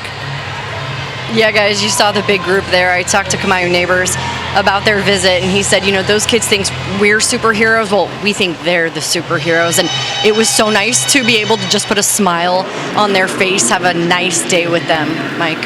That's great stuff. And now the clock ticking on this season for Louisville and the special ride that captains like those guys, Matt Klein and Kamayu Neighbors, have been on. And the senior and Eddie King Jr., who has seen it all over his 4 years with Louisville. Second team All-ACC, leads off the 8th inning with only 6 outs left to play with against Hayden Johnson. Eddie King missed all of his freshman season because of injury. And this is his 3rd year playing a bunch for him. And this has definitely been his best season with the bat. Last year was a breakout, didn't get drafted, decided he was going to come back, announced that at the end of July by tweeting out one more time. He said he wanted it to end here, and he did his part to make sure that happened. Well, all the metrics for Eddie King Jr. look great.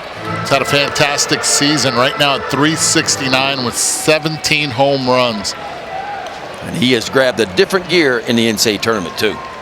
Hitting over .530 in the NCAA tournament. Dan McDonald has said, I think he's going to play the game for a long time. Said, I think he's a pro. Said Eddie had a roller coaster junior year, but then they got him back. And Dan McDonald has said, we have reaped the benefits of having King back in 2 really good seasons to finish his career. Wow. And we got to see him throw just a couple innings ago, and he has got a cannon out there in right field, too. They tried him in center earlier in his career. A little bigger now, dealt with some injury stuff. He's in the corner outfield today, has both DH'd and played the corner spots here in Omaha. Sac fly yesterday. Lifts this one to right. Blagan Pato. 1 down. Yeah, guys, I talked to Eddie yesterday after he hit that sac fly walk-off, and I kind of asked him, you know, what has this program meant to you? And he said, getting to a place like this and helping my teammates out, that is all I've wanted to do. Bring joy to my family playing baseball. Mike, you mentioned him coming back. You know, his family's just 4 hours away. They drive in. He said he's got a twin sister, too. She's in nursing at Nicia. She comes to these games, and it's been perfect for his family to be so close and be a part of this Louisville community.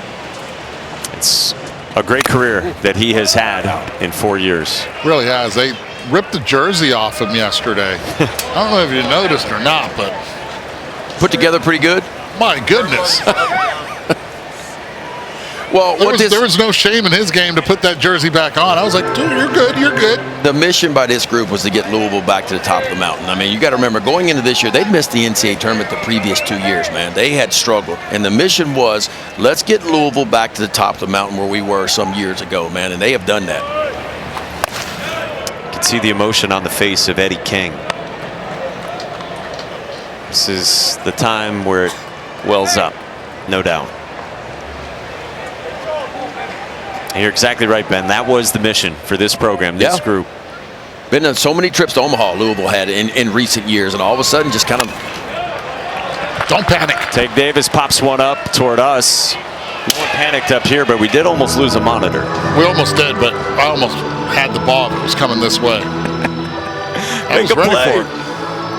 Arms just not long enough on that one. Not long enough. I was ready to go, the monitor. Ben, what's your wingspan, man? 6'9", 6'9" or 6'10". That's what it used to be. What is it now? No, my height has shrunk. My wingspan is still the same. Used to be 6'7", now probably 6'6". Have you really shrunk an inch? I hope not. It feels like I have. Tate Davis is a big boy, 6'4", 225 for a freshman. 2-2 on the Cards' first baseman. I told you I saw him at dinner the other day with his dad, and I'm telling you what, the boy can put down some groceries. He strikes out here, and there's 2 down in the top of the 8th.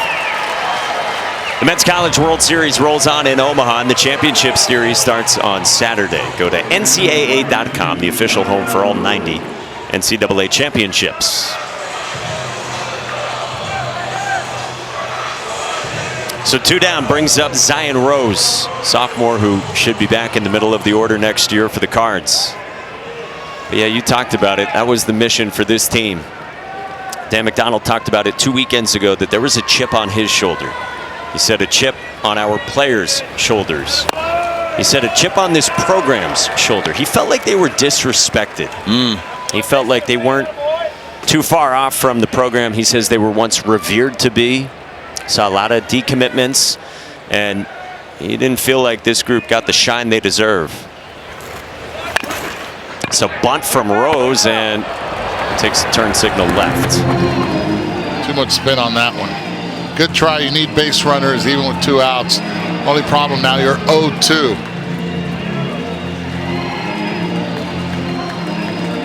That's exactly what you're supposed to do. Foul ball, base hit is your thought process on that.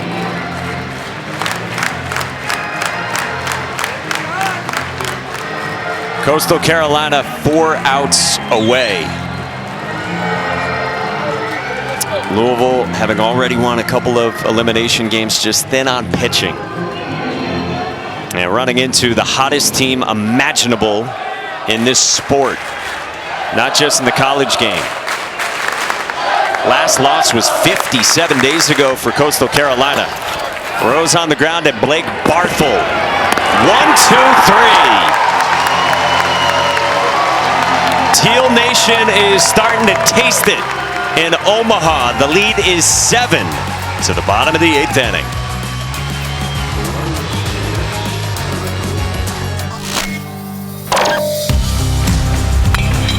Aloy, right field, and out of here! Into the bullpen, the Hiva Aloy. This ball is driven high and deep, right center field, over and gone! And LSU back on top. Still to come, another big one. Arkansas and LSU, the 2 highest ranked teams here. They're in the same bracket, and they're meeting for the 2nd time. Bottom of the 8th inning, and Coastal Carolina's trying to punch a ticket to the championship series. 3, 4, and 5 begins with Blake Barthel against Peter Michael. Barthel has scored a couple of runs, got hit by a pitch in the 1st. RBI single against Ethan Eberle in the 6th. Left on left. Speaking of Eberle and now Michael, this is revisionist history, but if both these guys were able to go at some point today, do you think there's any credence to starting one of those 2 over a guy who hadn't thrown in more than a month? I know Michael hasn't thrown in even longer than Colton Hartman. But if you were maybe going to use them, should you have started them, or hey, try to get by without them, try to get off to a good start? I mean, look, you can make a case either way on that. You know, me, I would rather start somebody that has a lot of starting experience. And it was a tough ask for Colton Hartman. I mean, the kid hadn't thrown in over a month. We talked about that, you know, and only had 16 appearances, 3 of which were starts. And it was going to be a tough ask for him, and it just didn't work out, you know. And if he'd have turned, you know, started off good and 2 shutout innings, and here comes the bullpen guys, we'd be talking. You wouldn't be talking about it so much, you know. But it just didn't work out, and of course, Coastal jumped out in front with a 6th spot in the 1st inning, and then really have never looked back since then. But we also talked about teams that could hear, and all of a sudden, you got to have guys step up a little bit. You know, you got to have guys that weren't big leverage guys for you during the year. And we've seen that from some national championships the last few years, from national champions out there. There's some guys that's thrown some big innings that didn't have big leverage innings during the year.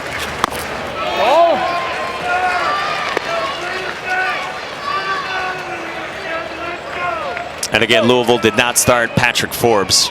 4 days rest for a guy who was injured a little bit earlier this year. Just too much to ask after he went 100-plus pitches on Friday in their opener.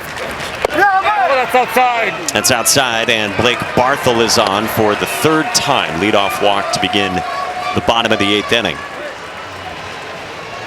There is Forbes, who was probably going to go tomorrow.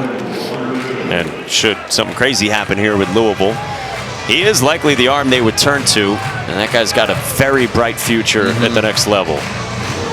Still pretty raw, but the stuff is tantalizing with that fastball. Yeah, 10 strikeouts, only 1 walk in his start on Friday. He was available to close out today in an inning if necessary. And maybe still is.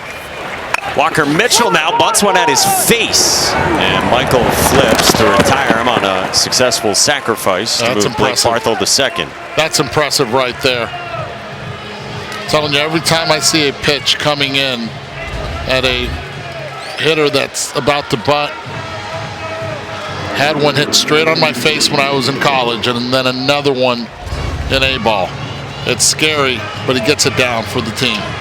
How hard was it in A-ball to still stand in knowing what happened at Florida State? It was scary, but that was part of my game as well. Believe it or not, this package could run back in the day. It's changed since.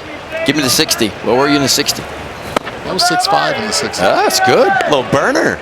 Yeah, a little burner. 30 stolen bases my last year, believe it or not. A rare combination of speed and power. Yeah. No power at the beginning. That was the projection. That was a projection. What do you think you'd run the 60 in now? 60 now? You've got jokes, don't you? I was just. No. You said it and then you had to laugh. We caught it on camera. It's just a question. Right now, probably he said an 8.4. If he runs right now, he said he's traveling at half the speed of smell. Right there. I'm gonna. Yep. They're looking for people. They're looking for people. Anyone who was tipping, you'd have them. That's true. Bat to ball, I still trust you with my life. Power, I trust you with my life. The problem is the legs.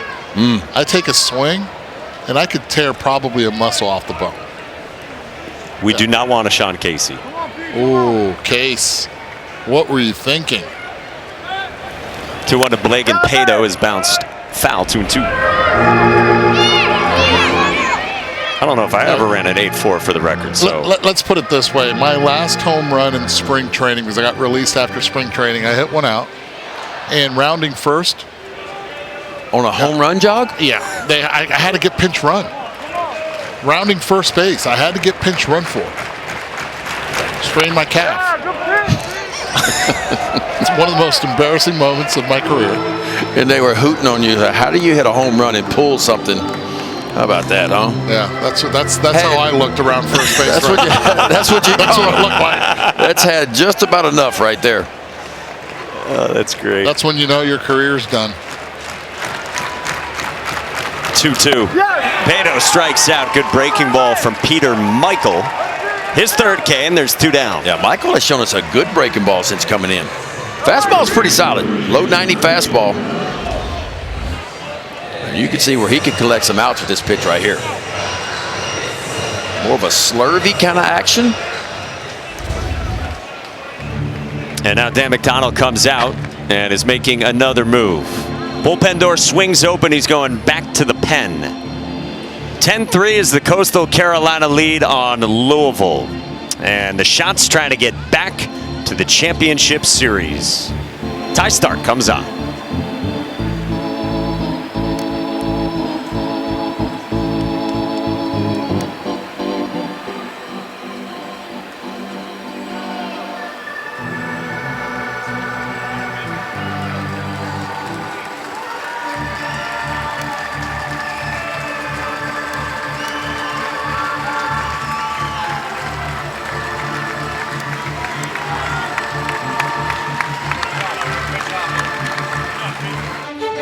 Day game to decide the College World Series of 2016.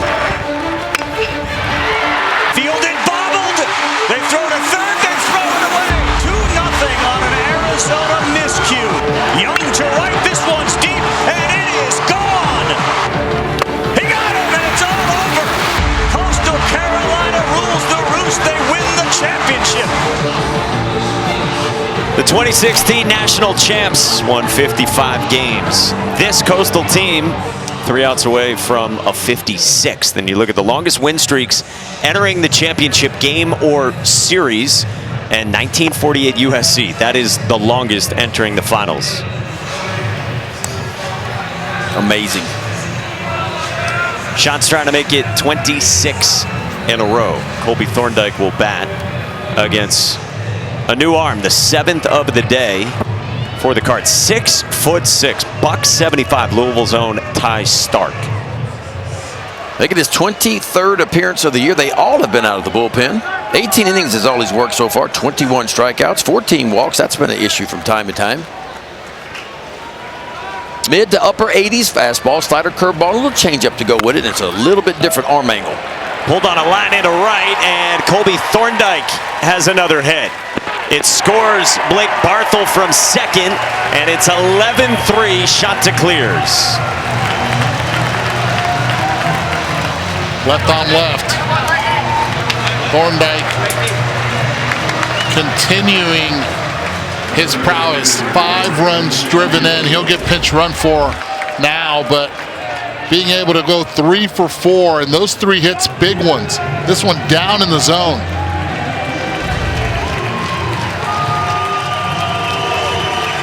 They're going to run for Thorndike, who is, 3 for 4 with 5 driven in, and he wants the crowd to let them hear it. Freddie Rodriguez, a veteran, will come on and run for the first baseman, Thorndike. Big day for him, and what a postseason he's had. This is sliced foul by Dean Mijos. Again, Coastal trying to make it 56 wins. Kevin Schnall was joking with us the other day when we asked him if he's ever had a winning streak like this. He said, yeah, my Little League team went undefeated. Said they don't hide behind it. He said in the huddle after games, each time they talk about what number it is. You just keep checking them off on the calendar.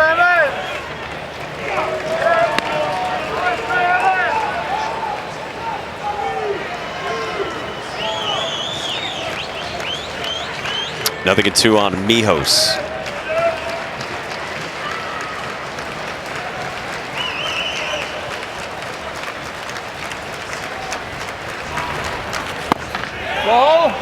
Unranked in the preseason top 25. Coastal hosted a regional. They beat Fairfield, then East Carolina twice. Went on a super regional trip to Auburn. Swept them Friday and Saturday. Jacob Morrison said to us, 2 wins in 20 hours. And then here in Omaha, trying to go 3-0 to the finals.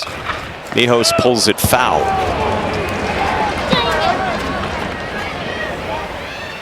And the offense has been outstanding today, but the pitching continues to be the biggest part of this for me. I mean, look on the scoreboard. They've allowed 3 runs as Coastal again, and that's kind of what they've averaged for the entire season. The ERA, second best in the entire country, and that's what they've averaged in the NCAA tournament is 3.1 runs per game they have given up. Now trying to make it 26. Yep, in a row. This is some kind of run. Any level, no matter who you are playing in this sport in the world.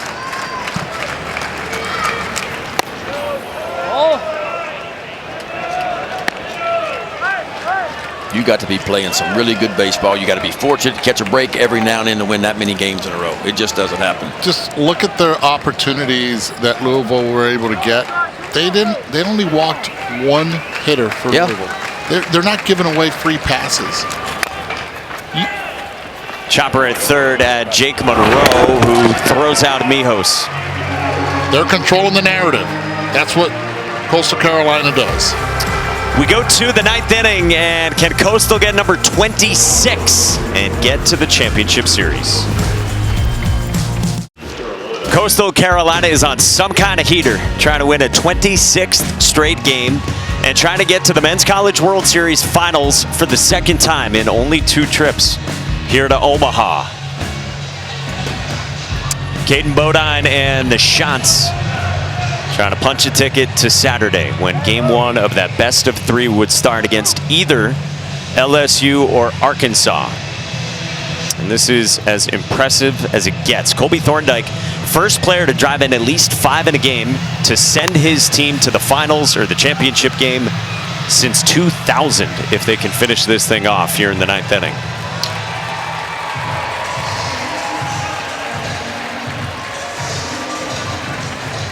Tybarango's in at first for him, and the new arm is one of their best, the reliever Dominic Carbone from Rocky Point, New York. Yeah, you talk about having a heck of a year. 2.54 ERA, making his 27th appearance. All been out of the bullpen, got 6 saves under his belt. 39 innings of work. He has struck out 49 opponents, hitting just .230 off the left-hander, Carbone. Get a pinch hitter here, and it's Taggart Tyson, sophomore catcher from the right side. He has started 19 games this year. He's in for the left-hand hitting Garrett Pike, and this one clips Caden Bodine.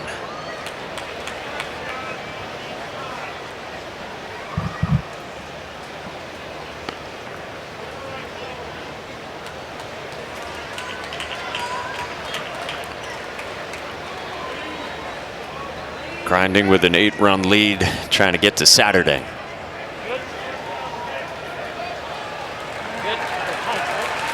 Well, Tyson, like we said, batting for Garrett Pike, a senior who transferred in from Toledo. And this Louisville team down to its last 3 outs.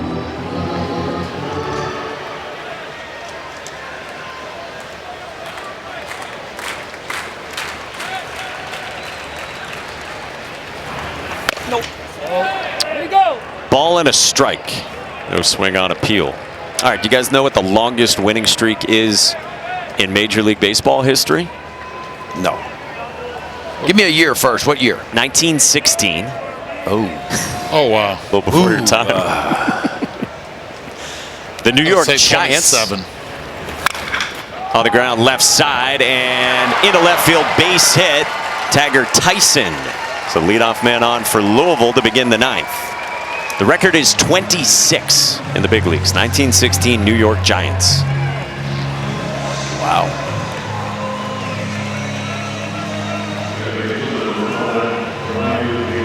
So Tyson aboard, and Louisville not done quite yet. Now to the 9th spot for Kamayu Neighbors, who leads the entire field in hits here. 2 more of them again today out of that 9 hole.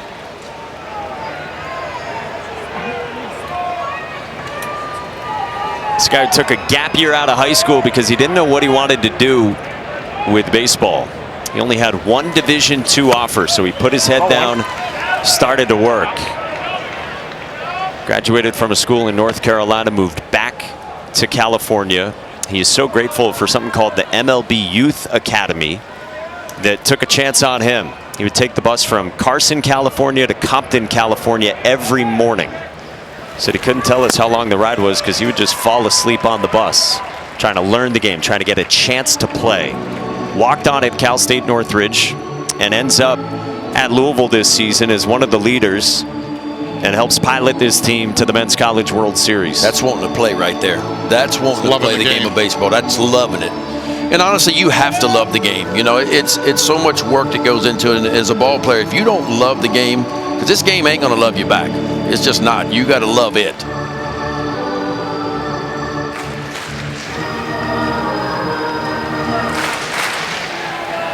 He's had his coach from that academy, Kenny Landreau, be a big part of his life. He's so grateful for those who have led him here. Ball, that's outside. Told us the other day, I'm a Christian. I think I might be led into ministry. People have been telling him he'd be a great coach. Said, I just want to help other people. Said, I love other people and I love making them smile. Yeah, he sat down with us for, what, 10 minutes, man, and all he did was smile. Smile and talk. You could tell he loves the game of baseball. I'll tell you this, the perseverance, what a heck of a resume being able to play here in the College World Series as well. And some tough base running moments in the Supers and shook those off to really perform here in Omaha. This one is ball 4, gets away as well, and the first 2 are on for the Cardinals, and Neighbors is barking into his dugout saying, we're not done yet, guys. Well, you mentioned it earlier, Mikey. He's one of the leaders of this team. How many guys can come into a program 1 year and already be the captain of the team? Yeah, that doesn't happen very often. Again, he's a little bit older, been around the block once or twice. Ain't no quitting him.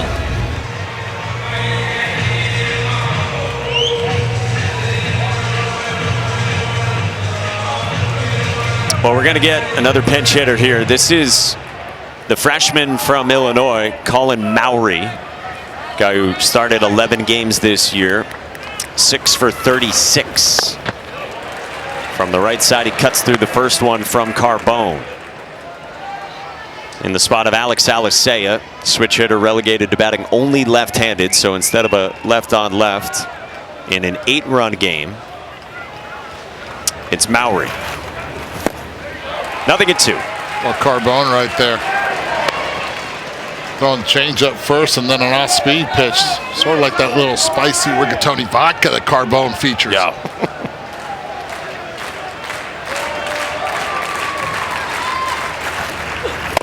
Swing and a miss. Spicy from Carbone, and there's one away.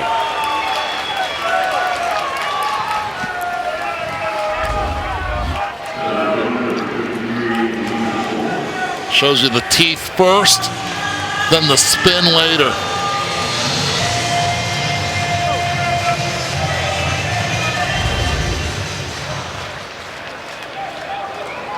So there's one down, and Coastal is 2 outs away from the championship series. Lucas Moore, the batter. And he takes strike 1 from Dominic Carbone. Pretty good arm from the left side, too, Carbone. He can rack up the strikeouts, too.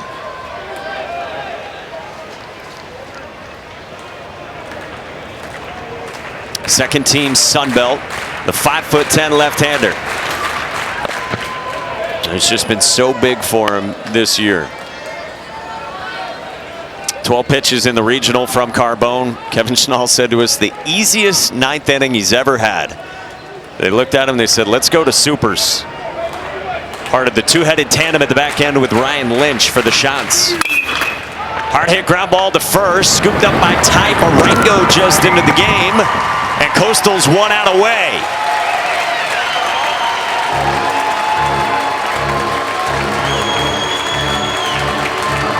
Teal Nation has showed up in Omaha in the Men's College World Series.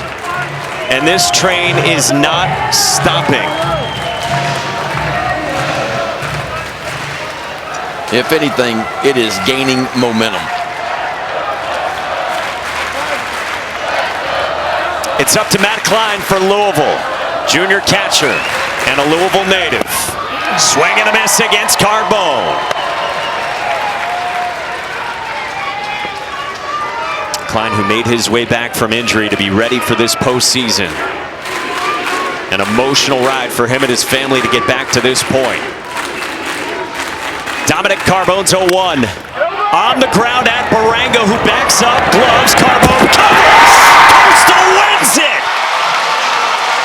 The Teal is for real! 26 in a row.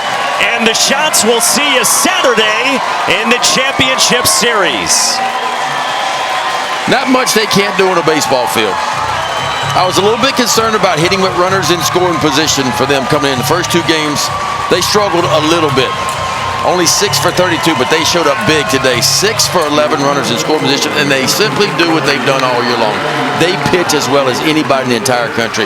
3 runs they allowed today. That's what they've allowed the entire season. They don't beat themselves up. And I think when you do that, you throw strikes, you have to make the other team earn it. They have to swing their way to the plate. And they have not been able to do that for 26 consecutive games. No let up in this team. They will face one of the 2 SEC teams for the national championship. Well deserved for Coastal Carolina. And a tip of the cap to Louisville, too. One heck of a season. Good to see Louisville back at the top of the mountain here in the College World Series where they belong. Last 2 years didn't even make the field of 64, and here they are at the College World Series. They'll go home from here, but an outstanding season for the Louisville Cardinals and Dan McDonald. He said in 2019, we'll be back. They got back with this team and this group with a special season. But the story here, and for much of this season, has been Coastal Carolina. Hottest team in the country. A program record 56 wins and 26 in a row. Colby Thorndike was right in the middle of it, and Colby Thorndike's with Danny. Mike, thanks. Hey, you're pointing up there to the fans. What have they meant to your team this year? I mean, when you are 18 to 20 hours away and you fill up just about every ticket you can from home fans, that means a lot. Your team's headed to the championship finals. How does that sound? It's a dream come true. We came here for that reason. We've worked our tails off to get to this point, and if you can't get fired up to play in a national championship, then something's wrong. 26 straight wins. How do you compute that? We go by win one game a day, win one game a day, win one rep a day, and we try not to let the 26 number get too big. Do the small things right and win one game at a time. For you and your journey coming from Brunswick, how gratifying is this moment? Well, I knew I was coming to a program that could get me here. I knew I was coming to a really good program that could help me become a better ball player, a better person, and I think that it's starting to show a little bit that I'm gaining some ground in that category. Congratulations. Go celebrate. Thank you. Mike. Danny, their last loss was April 22nd against the College of Charleston in Charleston, South Carolina. After that game, the head coach for CFC, Chad Holbrook, said that team might not lose again. He told them that and saw this coming. 26 games in a row, and they are in the finals. They will be the road team for games 1 and 3, regardless of who they face. Yeah, I mean, look, when you win like they have, you just start to believe that you can't lose, you know. And they've won 25 times. They've come from behind to win a ball game. And when you start winning games like that, Mikey, you start to gain momentum, and they have all the momentum. And that team right there is going to be tough to knock off in the championship series. For Danny, Ben, Eduardo, and our entire crew, Mike Monaco saying so long. PTI is next.